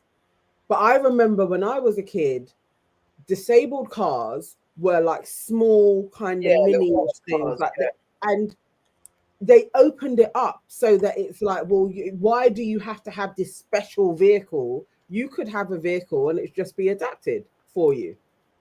That to me just felt like equity. Like, you're actually like, why now are you trying to penalize people and they're disabled? Like, I just don't get it. I don't get it. I just feel like it's the worst thing. So let's see, because as they're saying, if it's a thing about getting rid of European, and it might be, let's have a look and let's just see, choose a vehicle type, a car. So the brands that are still available. Oh. Deny. All right. Chris's mobility scheme. Oh my God. That's exactly this, Cat Rocks. If they give a set amount, what does it matter what is being leased? Exactly that. As long as the car can be adapted. Exactly. What's the issue? So you can get a Dacia Spring, a Kia Picanto, a Ford Puma, Hyundai Citroen. So you can still get foreign cars on it. Yeah. I guess if you remove the others, like, you're taking out Mercedes and all of that, the hope is that people will start selecting more British, but that may not happen. And it ain't even about that. It ain't about the British motor industry. It's not. And why wouldn't you? I don't know why you're targeting disabled people. And let me not speak because I do not have a disability. So I want to understand truly what this does, because if there are other cars available, what does this mean? Is it just about the luxury of it all, or is there something else that's more like, what is it? I would like to understand. It's why should they not be able? I get it. I understand that. This is the whole thing. When even Kemi, I cannot stand this woman bad enough. No. Afterwards, she's like, oh, shame, Labour. Like, so basically you're taking from everybody else to do the welfare state. And it's like, if we can't look after vulnerable people, there are folks that do have 5 kids and do need help, and they were only able to have help for 2 of their children. Should we be penalizing children? Is that does that make sense for a society where you're supposed to be a first world country, that you would have poor children because you should only have 2? And when you have a government that is like, actually, that's not fair, and we can pull our resources to look after the most vulnerable people in this country, you're talking about, oh, that's disgusting, you're creating a welfare state. It's like, what's wrong with you? They're all like, sick. Truly, like, you're actually insane. They're all sick. They're all sick, but know what they're doing. And the agenda is not for us. It's just for them. I don't want to. If you can find, and you do all the time, money for all of the heinous wars in the world, I think the least you can do is look after vulnerable people. It's only 800,000 people. Like, it's not a drain. I don't understand why you're using them as anything. Why their access and accessibility is being used to test run this pretend commitment to British manufacturers. It's a lie. Or if it's a lie, I don't understand why that group and not another group. Why not the biggest hiring group? Why not say, well, actually, I don't know. Why? It's not like, and how many are driving around with just with super luxury cars? Like how many? Is it? We got a scourge on society. We got like are they all zinging and doing? Was it road boy racers? What they called? Racing and doing donuts in the fucking streets. Like, come on, it's what's just happening? Somebody decided let's have a go at these lot. It's easy to do it. It like the hoops that they would do, and they were always targeting disabled people. Like it's going to be harder for you to get your benefits and it's just like, but it's not that hard for MPs to have second homes. Yeah, it's not that hard for MPs to have subsidized food. Yeah, and they're on proper wages, but you still have an allowance on your food. Why don't we start cutting their shit? Yeah. Well, as you said, they didn't. This budget didn't even touch the rich. And Maven Cat Designs, they just they just want to create culture wars because people will focus on the make of the cars, and sadly, the society loves to look at the disadvantage while the rich rob us all day, every bloody day, all day. Which is always, I don't understand it. The rich are crazy. Exactly, MPs should never have a second home allowance. Nobody else does. Nobody else gets allowances for homes. Yeah, it does feel like the purge. It does. We did it the other day. Which would you rather? The Purge, Hunger Games, Running Man. What's the one you said that you would do? Squid Games. So quick in and out. Fun while it lasts. I feel like I could go on game one, like the running one and the woman shoots you. I don't know if I could make that. Nah, man, I'd be so like stressed. I would love to do that though. They were doing auditions. I think they even sent us. Yeah, it's on, isn't it? I haven't watched it. I think something that we knew went for it as well. A young girl I know went for it. I want to do it. I want to actually do the TV show. The TV show, sure, but not. No, we haven't. I haven't watched it. That's what Waving Gap does. They're recruiting now. They're recruiting for the second season. They're recruiting again. But I want to do it as the pod though. It's like it would be fun. I wouldn't mind doing that. I would like to do. I always wanted to do Crystal Maze. Oh, same. I so wanted one of those glass crystals. I really wanted it, and then they're just those like just glass. I really, really wanted a crystal. I did want to do that as well. I really want to do the Crystal Maze. Oh, that would be so fun. Yeah, let's see if we could get on. Who else is recruiting at the moment? Not Married at First Sight. Love is Blind. No, it's another one. When's UK coming back? What? When's Love is Blind UK? It feels like it's been ages. We just had it. Love is Blind UK, have we? Yeah. Who was it again? Like only one couple got married. Oh, it's losing. Like now, Love is Blind. No one's getting married again. Yes, I know. Section. Exactly. What was somebody doing? Somebody was recruiting for a thing show, and I was like, oh, I wonder if these will do it. Maybe it was Married at First Sight. No, I'm not going to do it. Are you talking about your people in the comments? No, I'm talking about you and Farrah. God, leave us alone. We're not going to do it. We're not doing it. It's just leave us alone. Would you do Traitors? I don't know what that is. No, I don't. I'm not doing anything on TV. I don't work well under. I don't think. Actually, I don't know. I don't think I've ever watched Traitors in my life. I don't like. I haven't actually watched it, but people always talk about it. I've never watched it. I've never watched it. So I actually don't know. As long as there's no like getting embarrassed for my love life, I'm not doing anything to do with. No. No. I'm not doing Married at First Sight. Imagine me locked in with somebody. What's the rules of marriage with First Sight? Married at First Sight. First sight, I see them and I have to be married to them. Yeah, you have your wedding day. That's the first time you see them. And I've never met them before. I don't even know what they look like. It could be some crazy. But they also could be the love of your life. I mean, how do they match? How do they match me? How do I know that? Paul and Charlene. That Charlene show that we had on our show, Charlene. Yeah. She's one of the people that picks the person. So, but I can put in my criteria. Mm-hmm. So they have to go with my criteria. No. How you do it is you've got to do the opposite. No. You'll get what you want. No. What do you mean? So why would I want to marry someone that I don't want to be with?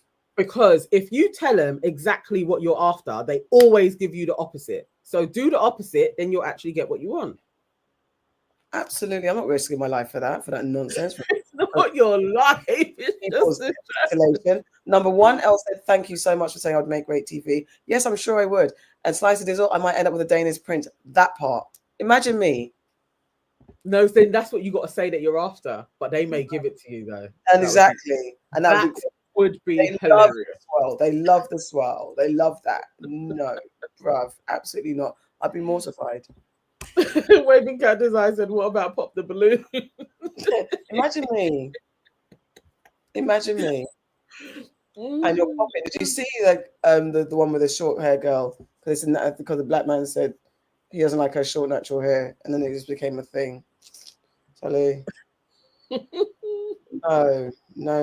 Don't sign up for show. Exactly, Little Shine. I'm not going to sign up for no show. Imagine someone popping a balloon on me. I've just told you, it took me how many years to get over my self-esteem issues, and now I'll go and pop a balloon to get my balloon popped by some freaking dickhead. Oh my god. Oh my god. Rochelle, I don't know if Sade did apply. I don't know. No, I don't think she ended up doing it. No, thank you, darling. No, thank you at all. Great TV though. Hey, I'm not here for you lot's great TV. Great TV is in Your Aunties Could Never box and my British Blacklist box. That's great TV. Allow me. Love is Blind. I would do I would do Love is Blind, but you can't film my bits. I'm not having there's no hope out there. Everyone's an asshole. Like, why is no one getting married anymore? It's too much like, now I know we're gonna get famous. That's why I hate reality shows when they start to click in. I like the what's the word? What's the people studying one? I like that, understanding people and their behavior. But once they come on that, they get famous and can get stuff out of it. It loses it for me. I like Love is Blind, but I'll stop watching it if they start getting stupid. I need marriage. I think Love is Blind. I think they're going to start getting older. I think they're going to. They should do. People that are more serious. Young people, you want to get married at 25. I can't find the right person. I understand this struggle. We're not. Go to 35, 40s. People that have really been struggling. I would do it, but not be filmed. That's as best I can do. And you have to do all these mad auditions. They probably wouldn't pick me anyway because I'm not going to be doing an audition where, hi, I'm a new, and like, yeah, you got to pick me. I'm not doing it. You've already got to be engaging in the audition. You know what the thing is? I think you're actually a bit too sane.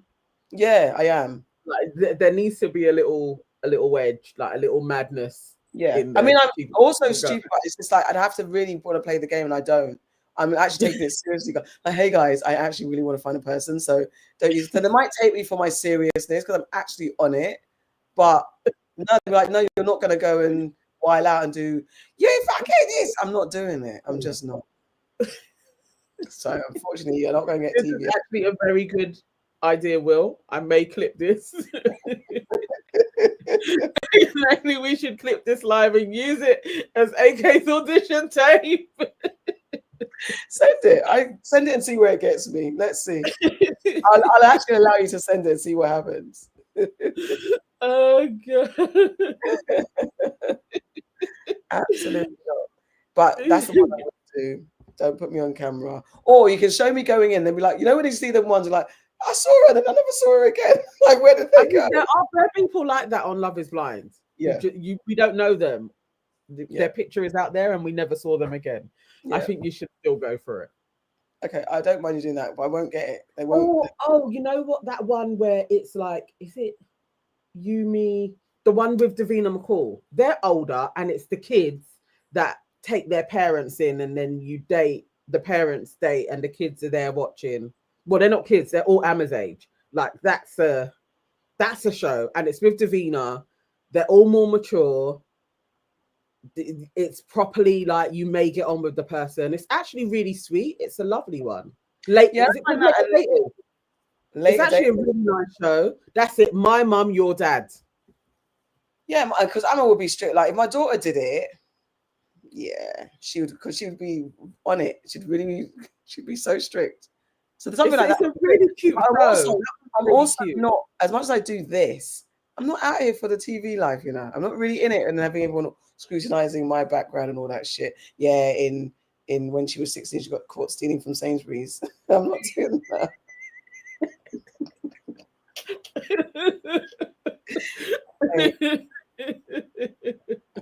No, bro. I beg No, you. yeah, but you should do My Mum, Your Dad, though. That is a cute show. Yeah. You would do Come Dine with you would win Come Dine with me.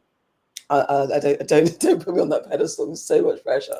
But I wouldn't mind doing Come Dine with me. But it's not dating. No, you would win that. You would win. I'd have to freaking eat other people's and pretend I liked it. Or no, I wouldn't actually. Later, it. Absolutely. No, Will Smith, I'm saying that I know that my audition tape is not going to go anywhere. So you can put this in. It's not going to go anywhere. That's the point. And if they called me, I'm like, absolutely not. I'd have rules. I'm not being on camera. I'm not being shamed for the world. I'm not being shamed. That my pride and ego, yes, that's what I'm prideful. And the most humble, but that, no, man. I'm not being shamed. Oh, he didn't pick you. Oh my God. Or when the blind comes back and he's like, oh. Or me, because I'm quite expressionable, and then he's some weirdo. Because knowing me, I'll attract a weirdo, like who's going to be. No, I think that we should. Charlene said that she would sort it out. No, and Married at First Sight. Don't whine. I'm not going to do it. I'm not tethered to something that I don't want politically or anythingly. I'm okay here figuring it out with my little bunch of shenanigans life here. It's all right. I'll figure it out. I'm on shenanigans. That's all. Oh Lord. My romantic life. I don't need the world to be seeing it as well. Elle said, "Yeah, for real. But let's do a petition. Let's make it happen. let's make it happen." Oh, crazy, I tell you. Will Smith said, "I have a face for radio." Oh, bless! Don't say that, Will Smith. You don't have a face for radio. Oh, bless you. Look, guys, you lot. We started at what? 8:30. It is now 11:17. Are you okay? Oh my God! What's the 1% club? Now, if that's talking about a rich black billionaire, okay, baby. What is the 1% club? We won't be asking you a lot for memberships. Everything will be great. Yes, get me a billionaire. Yeah, anything to do with matchmaking. Stop saying you got face for radio. Stop saying that. You haven't got faces for radio. You lot either in a relation. Like, no, don't do that. We'll be. Oh, it's a quiz show. A quiz show. What's that? The 1% club. A quiz show. About what you quizzing? A matchmaker. Yeah, if someone can match me, listen, do the work for me. Get my credentials, get my likes and dislikes. Find me a man. Absolutely. Find me someone that's not just going to understand who I am.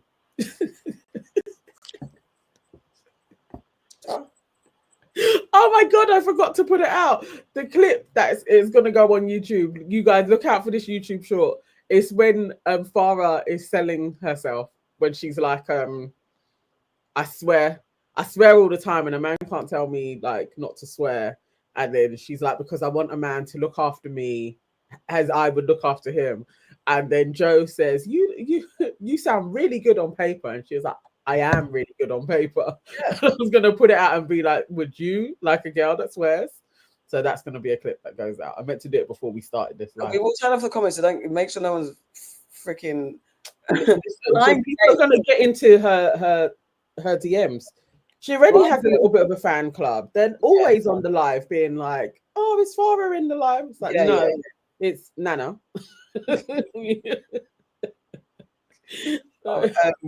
Blind date would be good. Imagine like, so if I were a strawberry, how would you just dice me? You would do blind date, but you won't go on Married at First Sight. I wouldn't even do that, because imagine like behind the thing and you go, yeah, my name's Jim, and if you were a strawberry, I'd put you in chocolate and lick you all over. That's quite a good answer.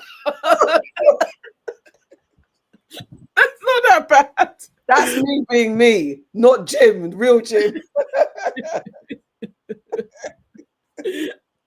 Yeah, no, we got to do it. We got to do it live. Let's do blind date on the live. Take me out with no likey, no lighty. Imagine me, and then a black man comes and said, definitely don't like black girls, and turns out, listen, if I was on that show, I'd step off the lights and start cussing. You'd see an embarrassment. Not the no likey, no lighty when they only pick black people that didn't like black people. Oh no, my God. Absolutely not. I haven't watched The Circle. I've got a podcast. I haven't watched The Circle. I actually haven't watched The Circle. Oh God, no, you don't want to do that. Take me out. No, imagine take me out, and so I'm like, yeah, I'm from Essex, and oh my God, oh, where'd you go Saturday to the pub? Sarah said first dates. Hmm? First dates. That's the one where you go on the dinner, and then afterwards you both sit next to each other and you say if you're gonna go for a second date. Listen, I would do everything without a camera on for the world's titillation to be forever sealed, forever hold your peace with my problems. No. First dates. There's been a couple of weddings. That's all well and good. I need to guarantee me. I'll do it. Guys, how do we go? I'm I'm not doing naked attraction, Yvonne. You do naked attraction. Although my bum might carry some weight. See, you could actually do well. Yeah, no, mate. My belly needs to tighten up a little bit. It is good exposure. It is good exposure, Cher. Naked attraction is exposure. No, I think first dates, that would be jokes because that's just conversation. Hold on, what do you mean, slice of diva? Would buy anything, Mama? What are you talking about? Plenty of exposure. My bum. Yeah, I got a big bum. I've got a big bum, Miss African man. I don't know. Listen. I am not doing anything on camera. Anything. All right, guys. You've had your fun. Look, Slice of Dizzle says that he loves in some. Yeah, to be fair, do you know what? I have been complimented on my little fupa, but it is what it is. No, we're never going to see my bum unless you see me in real life, people. Then. Yes. You come to our live show when we pull our finger out and get it done. Enough on me. How about? Well, there's not going to be like exactly. Promotional opportunities. What couples retreat? A couples retreat show. There isn't one. There must be. Let's build one or make one. Build one because I read freaking slices.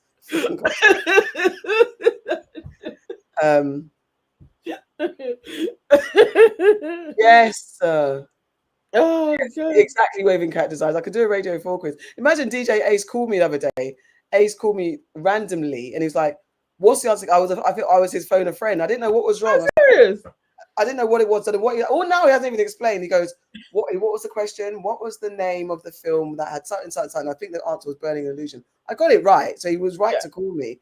And anything film related or actor that I'm calling you. Definitely. Yeah, and I was like, he just called me. And I haven't even spoken to him since. He literally, and I don't know where he was, what show. I haven't even found out where he was. I think he was on the radio or something. He just called me. Yeah, you will absolutely get that. Yes, Cher. Stop sexualizing AK. Exactly. I'm a woman. Imagine asking someone if they've got a big bum. I mean, you're actually killing me. It would be like left the country. Who won $1 million left the country? Oh, hey. Imagine if he did. Imagine if he did. He won $1 million. I was like, "What is?" He goes, "I got to go," because he was still in the game or something. He has not actually. Let me message him and say, "Hold on a minute, Mr. Ace." Imagine no, we would have heard if he had won anything. Yeah, because he's his family, his friend.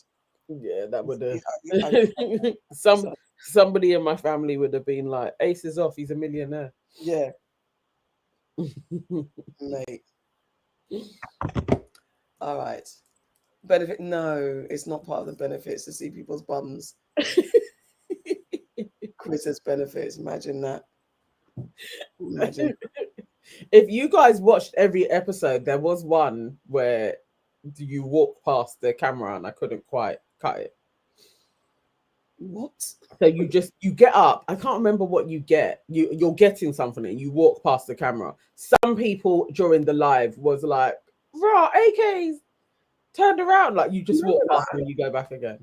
It was a few weeks ago. weeks ago.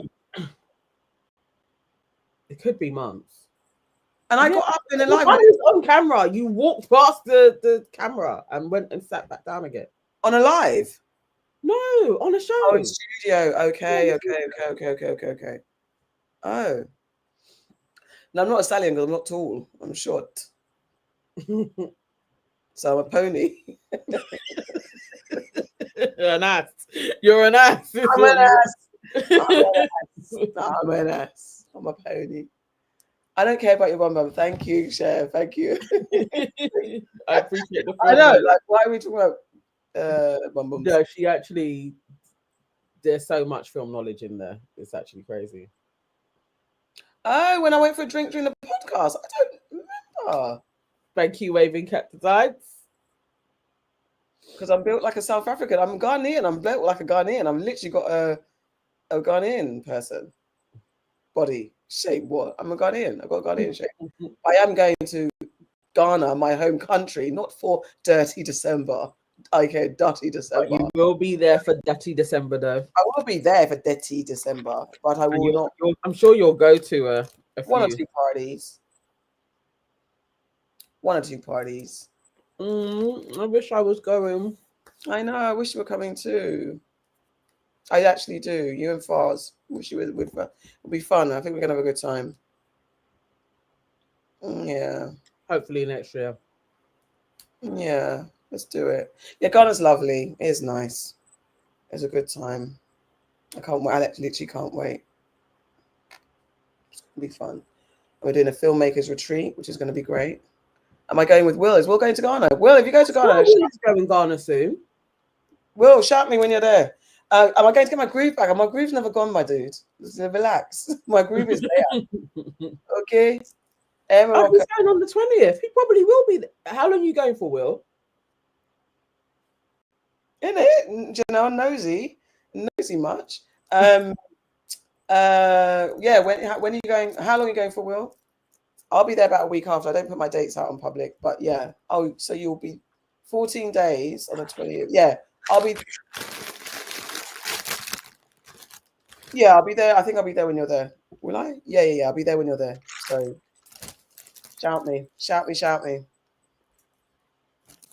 Oh, you got to do one of the pictures. Don't try it. Say that again. You got to do a picture. Yeah, we'll do a picture. I'll say, hey. It's normally me and Yvonne who catch up and like we always do our selfie. I think I've seen Yvonne twice now or once. We caught up. So yeah.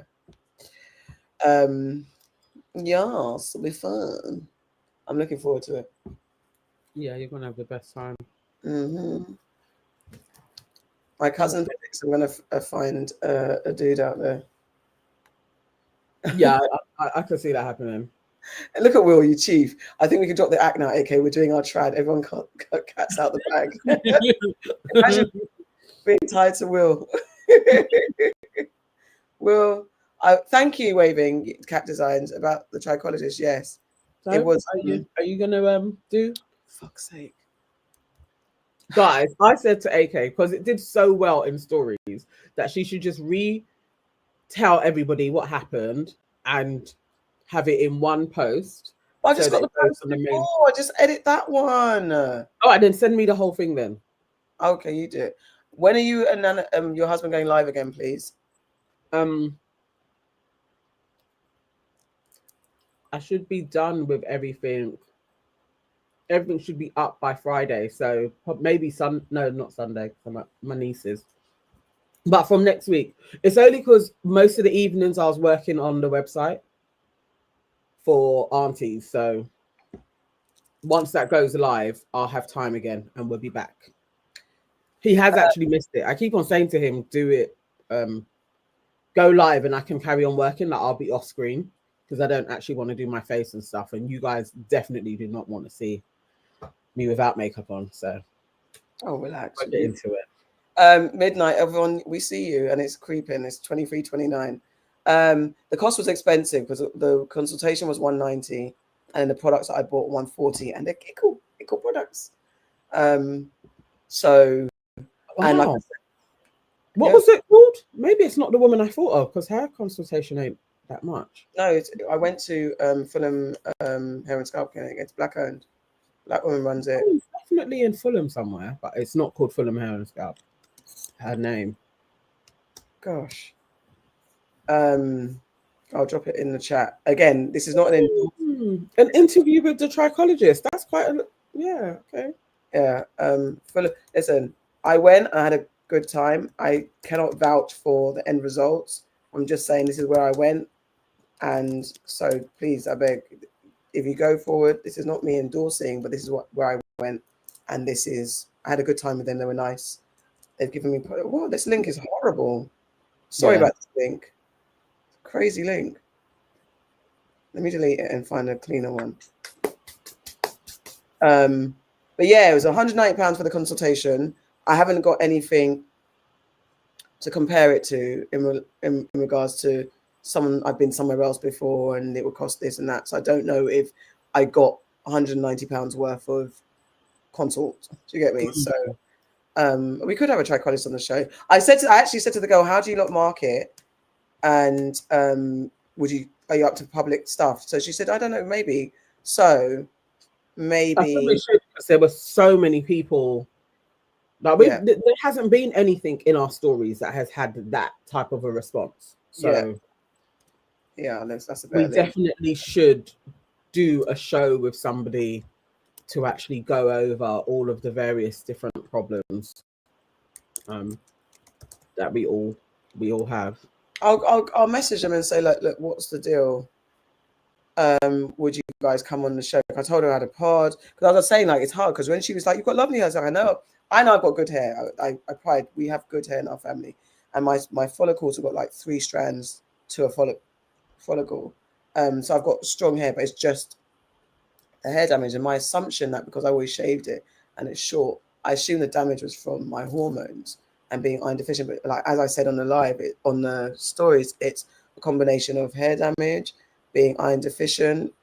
I had she said rapid weight loss. She said, have you had rapid weight loss? And I hadn't, but when I had COVID, I lost 4 stone. Was it 4 stone? What's 4 stone or 3 stone? Yeah. 4 stone. And that was 10 days rapid weight loss. So that could have helped. And COVID could have had an effect, plus some hormone. But she said, I need to get the clarification because she was saying that hormonal change causes one thing, but not the other. So it's either it causes shedding or it causes breakage, but it doesn't cause the other thing or vice versa. So all those things, and diet as well. You've got to have a good diet. So many contributing factors. And my hair, oh no, I didn't take a picture of it. It was under the microscope. You could see my poor little hair had broken bits and it was thin, like my strands. And the thing that's like what Paige was saying, her hair. Remember she was saying it's like a zip that had just opened, so it's like it can't form anything because it's not binded. You don't have the. I went because the woman I spoke to, she was so anti-extensions, and I was like, listen, but she said that even with your hair's damaged, so she said plaques are worse because it's like that interlocking and your hair's damaged. And the way you think it's protective, it's stressing it. And I was like, oh, she said twists are a bit better, but you're putting pressure. And she said, like I had the other, like maybe a couple of months ago, a twist just went bang, just came out, and it was clean. I was so scared that I was like, shit, I'm balding myself, but it's growing back. But she said, yeah, you've got traction. That's traction out of alopecia. Your hair's just putting hair on. You're putting weight on stuff. And I was like, oh, I didn't realize. I ain't stopped you though, has it? Literally, because the thing, what it has done for me is make me understand what's wrong with my hair. That's the greatest thing about it, because I had so much kind of theories and assumptions. So now I know what it is, what's wrong with my hair. They're giving me a treatment. And I said to her, I was honest, I was like, I'm probably going to put twists back in. And she said, no, leave your hair, do a twist. And I was like, no, I'm not, because my hair is damaged. What's on my head is not nice. It's all sorts of lengths. I've got like a hairline of breakage. Just not going to happen. And I've been dreaming about going to get my twists in Ghana. So I'm going to do that, finish that desire. When I take those twists out, I will shave my hair as I normally do. And in growing it back, I will use the products that they've given me, continue to use them, and see how my hair grows and treat my hair really nice. Because she said, you've got to trim your hair. The same thing, the thing is, that's a hairdresser. I know you've got to trim your hair every 3 months. Because my hair's short, I never do. She didn't suggest a protective hairstyle, Cher. That's the thing. She didn't, because she's like, no, have your hair out. She doesn't like, on the list it says no wigs, no braids, no cornrows, everything. Everything. And yeah, it's exactly what Paige was saying. Exactly the same thing. Once your hair is damaged, it's like, don't put a protective hairstyle on. You can't. You do that when your hair is actually healthy. Yeah. And then you are protecting it. But it's not the other way around. It's not damage, protect. It's damage, cut it off, start again. Yeah. You've got to have it out because it's got to breathe. You can't be, because what I'm doing, and that's why it was getting worse, I'm not really understanding, is because I'm putting twists on it and it's damaged hair. The hair's weak. And like the last style that I did, I took it out quite quickly because I was tired and I didn't do it properly. So it was so much short hairstray because it's damaged all the way.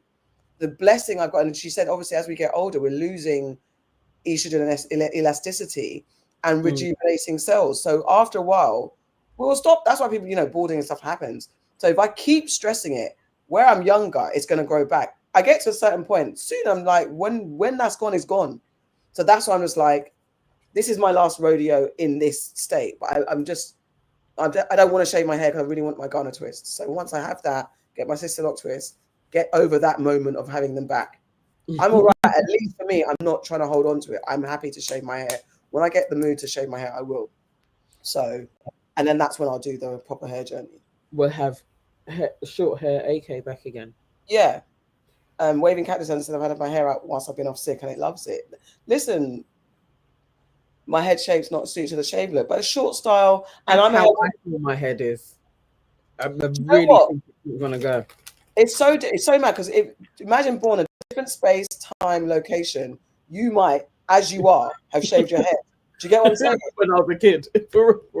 No. I mean, I'm saying that like in a different dimension. Nano today would be like, yeah, I'm short hair. Nano somewhere else is curly perm. Nano somewhere else is relaxed hair. Do you get what I'm saying?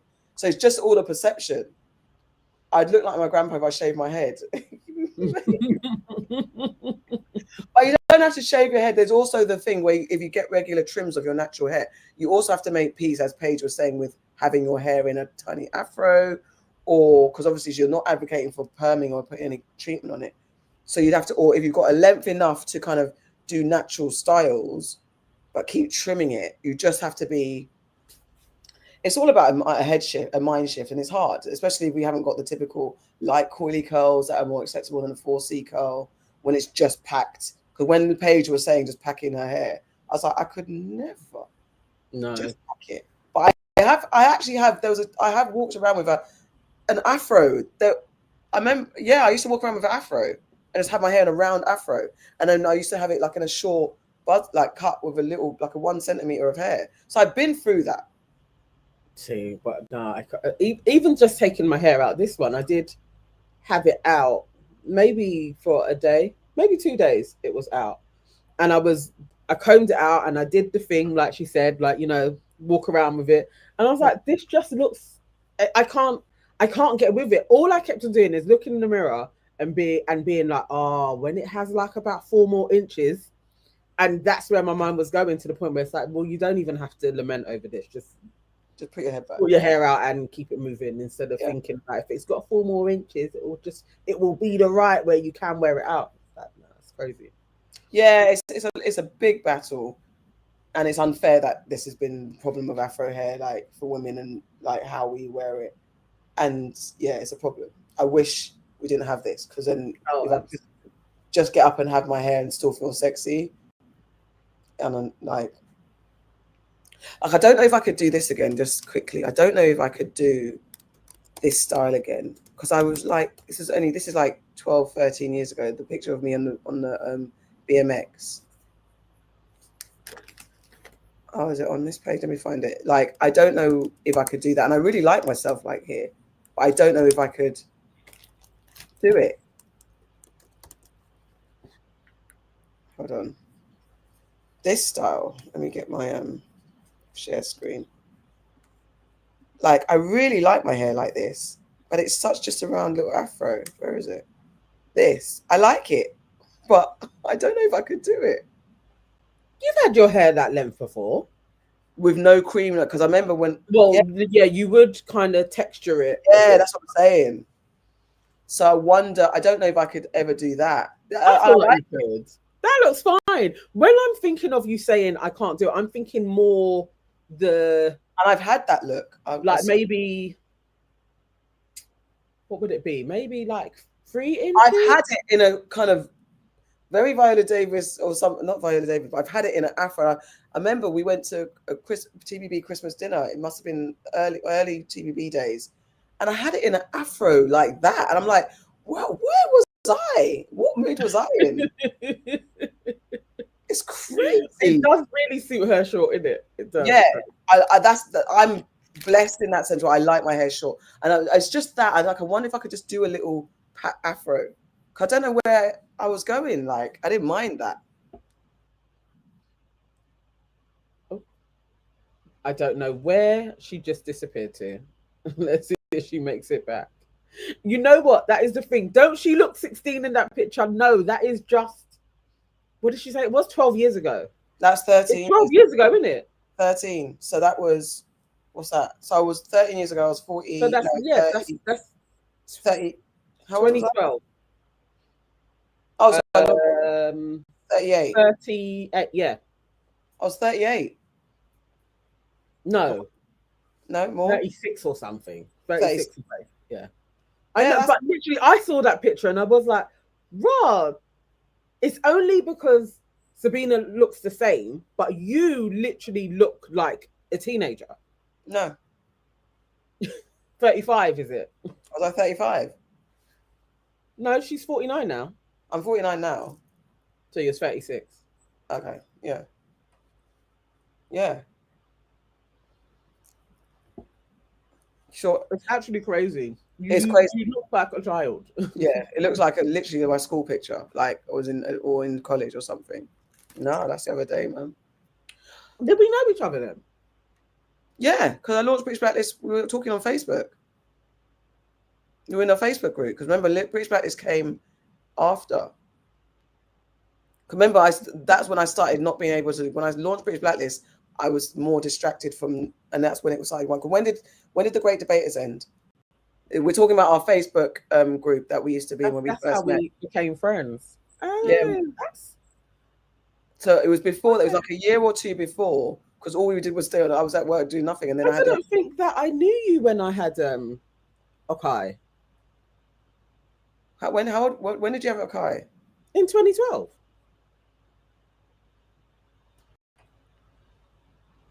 When did the Great Debaters end?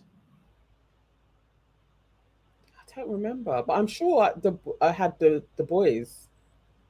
I feel like I had the babies then. I think.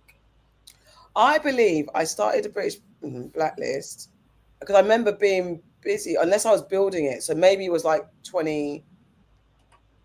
Yeah, no, because I hadn't started it yet because I was planning it. So it would have been, yeah, I don't know. Anyway, no, I don't. We just like loose spoke with each other back then. No, because we only. I keep thinking like I would have invited you to the naming ceremonies and stuff because everybody. No, those days it would have been early days of just talking in the group. Okay. I think. No, I never wear wigs. I'm not a fan. But when I'm looking at some other pictures, I have literally had some hairstyles, boy. I can't even. You did one. If you find the video from early days, yeah, that's there's one. I tried. I looked like Donna Summer. It was crazy. For a second, it worked. I was like, why do I have this on my fucking history? That needs to go. It's crazy. I think, did I archive it? No, I haven't archived that one. You need to archive. But do you know what? It's also brown. Brown hair doesn't suit me. Black hair suits me. And it was off brown. And I don't know what happened to me. No, we're not going to move. Well, I'm the oldest. I am the oldest. I'm 5 years older than Nana, or so, 6 years. No, 5. Yeah. I'm the oldest. I'm older than Farrah. I'm older than Nans. But me and Farrah are the same age. I'm the baby. It feels good. Whatever, man. I'm good with my age. I'm good. No, I know next year's going to be a big year. We've got lots to do. Yeah. And to celebrate. Mm-hmm. So yeah, we met in a Facebook group. So this girl called whatever her fucking name is, she had a group that I was invited to, and then we were all talking. we all got along on. So there's Nana and her husband and some other people. And then the girl was a bit of a dictator in Facebook. It was a time when everything was about Facebook groups. It was really 2011, 2012. I guess 2011, let's say it was 2011. So we just all started talking kitchen joke. And then this girl got really on her high horse, and she definitely didn't like my popularity. So she kicked me out.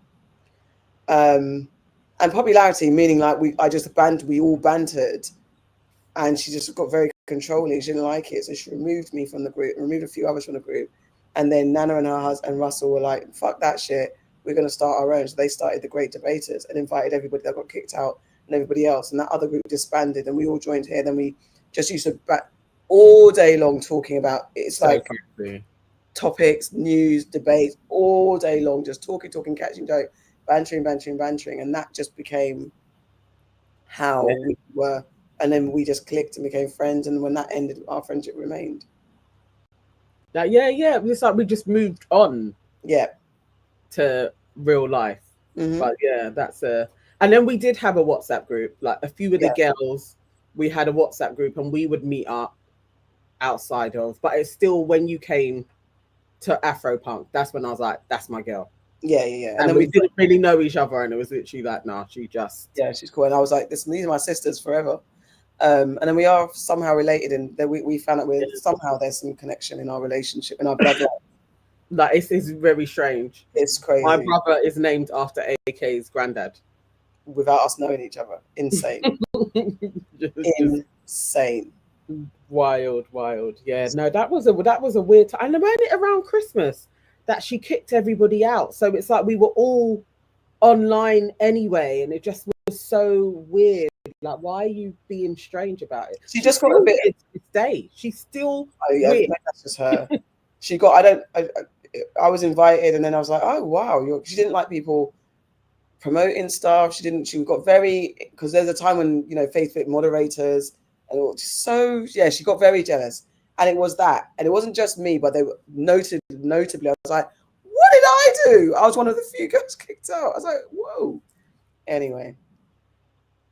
LOP, yes, ESN, LOP, ESN, yeah, that was the other one. Into the Great Debaters group. So you're around. Yeah, ESN, that was the other one. And what was that one? We used to go mad in ESN, but it got too cliquey, and it was like you would get 1,000 comments on a thread and stuff, and ESN just became too much. So it was a lot easier to have our own group. Great Debate was less controversial. We had, and we would meet up. We did dinners a couple of times. It was. It is like our group, Cher. It is like the WhatsApp group. Obviously, the WhatsApp group is a lot less people. I think Great Debaters had like about 500 people in there. Yeah, we had a lot. It was really good. We had a great listen. The jokes. Who else? Oh, thank you, Janelle. They were so sweet. I love you guys. 23-year-old has been watching you guys for a year and a bit now. I appreciate you, aunties. Oh, bless you, sweet sugar pie. Lovely. Yeah, Facebook politics was so dumb. And no, she wasn't jealous of my bum, but she definitely was jealous of the camaraderie I had, because we are bantering all day. And I was the worst employee during them days. I went to work, answered my boss's emails in the morning, and then I was just on Facebook the whole day. No, I was self-employed then.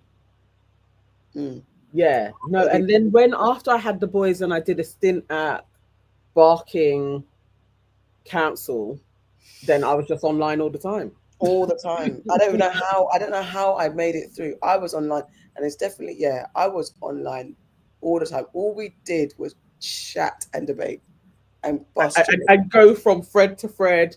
And a thread would be popping off, and it'd be like, look, they're going crazy over here. Somebody said would go over to that thread. It's so weird. That was like our time. It was just on Facebook. Such a time. It was such a mad time. I remember I was I was in a couple of departments at the BBC. So I had my friends, all my girls were in day jobs. So we were all in desk jobs, office jobs. So then we'd all be chatting on emails.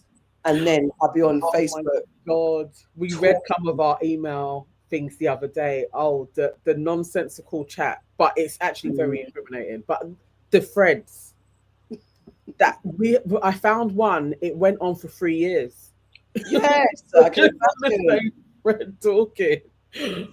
Wow. I wish I had that because obviously I worked at the BBC, so my emails have been shut down. I'm going to ask the girls if they've got any, because I don't know if anyone had their personal on there, but we had just unnecessary chats. Yeah, it's exactly that, Stephen. You probably would have been CEO. Held me back 10 years. But trust me, no work was being done. Literally, I remember waking up early and just being like, what's the chat? And then it's like, I've got to get to work. Damn, and I said, we didn't have the smartphones. You couldn't, could you continue the conversation on your phone? I don't remember having a phone. That it was literally on desktops. Yeah, so I had to rush to get to work. Couldn't give a damn about nothing. Get to the chat. Oh my god. No, because at that time, what was our phones? It was Blackberries. Yeah. So I was in a few Blackberry groups. Like there was group chat on my Blackberry, but generally, if you didn't have Blackberries, you couldn't all talk. So it wasn't everybody that could talk. Yeah. Phone to phone.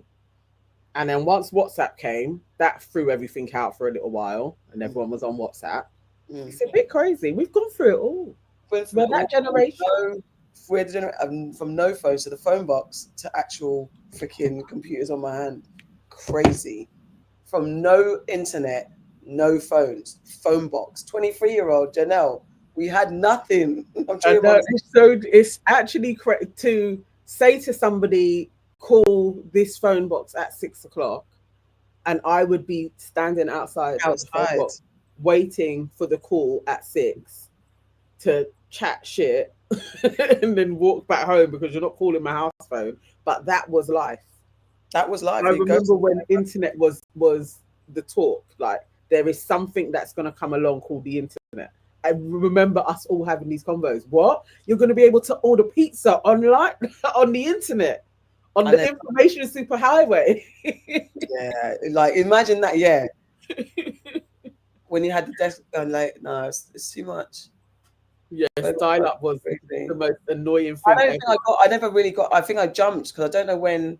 I didn't have to deal with the whole dial-up thing or the AOL thing of it all. That was very much. I'm serious. A computer in school because you're a bit younger than me, so we had a computer in school, and then that was it. And so then I went to computer studies, and I think when I did my degree, my H&D computer studies, so I remember like learning how to do web coding, but then it missed me a bit. So then it wasn't until I got a desktop computer and was doing work and websites trying to, oh mate. Oh my god, when the phone call and then your internet would go off, and sometimes my mum would be having one of her flipping auntie conversations for hours, and you're literally there like, oh, can I just get onto the internet, as slow as it was, but you wanted to be on flipping MSN. Oh my god, I remember going to internet cafes, and I was like, you know, when you like, I had to clean. Oh my god, when they're so dirty. And that was, do you know what? I was a pregnant single mum, and I was trying to sort my housing out. So a couple of times I had to go down to the internet cafe to sort my housing out. Yes, MSN Messenger, but I was in Black Chat, or was it called Black Planet? Black Planet. Yeah, and that was like the first kind of foray. Yeah, that was where like Americans would be there as well. Yeah, that was Black Planet. I dibbled in, and that was and then we had obviously and we had friends on that. Like I actually had friends on Black Planet. It's back. It's still there. Is it? Oh no! Join Black Planet today. It's something different. I don't know. Something different. Yes, and Black Chat and Black Chat too. Oh, Stephen, we probably was in the same places. Black Planet was launched by Omar Wassal. I was all, oh, he's not black. What? Look at, or is he black? Maybe he's mixed race. German, Jewish, and his mother is African American. Okay, sorry, let me show you. I was like, who's this white guy? Too many hours spent on that. Yeah, from Black Planet. No, we went to High Five before my. Yes, High Five. That's the guy that founded Black Planet. Oh, Omar Wassal. We got some money. We did. Thank you, Kevin. Thank you. Internet cafes were the after spot. Never for my generation. How old are you? We never did that. Did we go to the internet cafe? Not after raving. We went to. We went to. Where was the place that we used to always go to? It was in Tinseltown. Tinseltown. That was our spot. Yeah, Tinseltown. Or if you're a little bit broke, then you go to Brick Lane. Oh, we never To did the that. bagel shop. We were Southeast, so we didn't do that. Yeah. Oh, wow. We're internet ready. Exactly. Properly. You can actually say we're internet ready. Like we're at the start of the birth. At the beginning of that shizzle. Bro, When you couldn't even watch video on the internet because you just didn't have enough bits. It's crazy what we could do now, what we couldn't, just within my lifespan. It's mad. It's mind blowing. As I was saying, like creating an app, I can just sit there and make an app. It's crazy. Like, this is actually, it is truly insane. From having to go to the library or going through Britannica books, yeah, to get information. And you got Jill Santana talking about can't read, don't read. I get the convenience of things, but this fake dependency on easy life is long. Go and get in the encyclopedias. I used to love the reason why I go to the library now. One, because I'm not old and I'm scorned, because now I'm like, what do people do? Because I know I scratch my head. So if I just scratch my head and I'm not nasty, imagine what people are doing. So I don't go to the library. And also, if the book's good, I'll keep it. I'll steal from the library. I'm not scared. Sorry, Waving Cat Designs is asking about Mesa glasses. Would you? No, I'm not interested. Oh, I so want them. God, of course you do. Of course you do. No, I really, really want a pair. Like, I so want them. And I feel like we're close because there's a few content creators that are like in our space and they've just got 3 pairs from them. And I just feel like we're like. I think I was talking to someone the other day that had a pair and I was like, I don't like it. Until Did you see the light? No, but I think it was off. But I was like, I don't know how. Yeah, but he had normal glasses because there's Meta glasses. Oh yeah, I think. They look like normal glasses. The only way you can spot them now is if the lights are they've got the light on. There's another brand. There's other brands as well, but I just didn't like it. There was something on the side. I think there's a camera. I was like, yeah, no, I don't want to be part of that until. Oh, I can't. No. When I get them, I can't wait. I know. I'm so close. They're gonna send us a pair soon, but I don't like the idea because we're just enabling some madness and chipping and all that shit. We're just gonna be their puppets. But technologically wise, I'm interested. So I'm a Luddite. I'm half Luddite, half techno thingy because I worked in BBC R&B. Oh, Kevin! I'm 43. I would go easy everything. Oh my God, easy everything. Oh my God, I forgot about that. Internet cafe raves ended between 4 to 5 a.m. till 6 a.m. Then when first trained. Of course, I understand that. I get that. Yeah. That's crazy. But no, we never did that. But wow, and thank you so much. Yeah, we didn't go to the internet cafe. More often than not, you'd hang around and then you would chat enough to go to the next thing and to get the underground. But I do remember us hanging around, chatting to guys, doing numbers games, and then because ours would be raving in the West End. So we either go to bagel shop in the Camberwell, or we'd be in McDonald's in West End when it was where Lego is, not where, or the M&M. Where was McDonald's? It was where Lego is, not where it is now. So everyone would hang out in the McDonald's afterwards. Oh yeah. If you're in like Equinox or Hippodrome, yeah, or even Gas Pub. Cher says I was at home playing Countdown. Bless you. Bless you. Mate, man, live the life. Oh, I love it. All right. I am tired. It is midnight. I'm actually tired. You kept us chatting. Yvonne, if you're still awake, you got your wish. Yvonne needs to be awake. You better come and say our good night prayer. You better lay us down to sleep and pray the Lord our souls to keep, girl. Oh, bless you guys. Yes, thank you so much for all of you that have been with us for the whole time as well. And as soon as the website is launched, I will put it everywhere. Please get the merch. Yeah. Okay. Face party. Oh God. What are you gonna do for the rest of the evening? At least you got listen. We got midnight. I gotta go to bed, man. Yes. We'll be back again anyway on Sunday. Well, Sunday. Oh, we're out on Sunday. Well, I've got the Biffa Awards. Oh, was that this Sunday? Oh, God! She gave us a good night prayer. Thank you. And thank you. Thank you. Listen, I'm confiscating that. That's going into the real fund. No, that is going for my out of the surgery fund into the aunties fund. Thank you, guys. Bless you. Thank you, Yvonne. And bless you guys. Oh, thank you. And if you've got a membership, please say thank you to Yvonne if your membership comes through. Yay! Yeah. And thank you for the early donations and being a member for 16 months. I think that was Waving Cat Designs. Was it right? I think so, yeah. Yeah. Thank you so much. Bless you guys.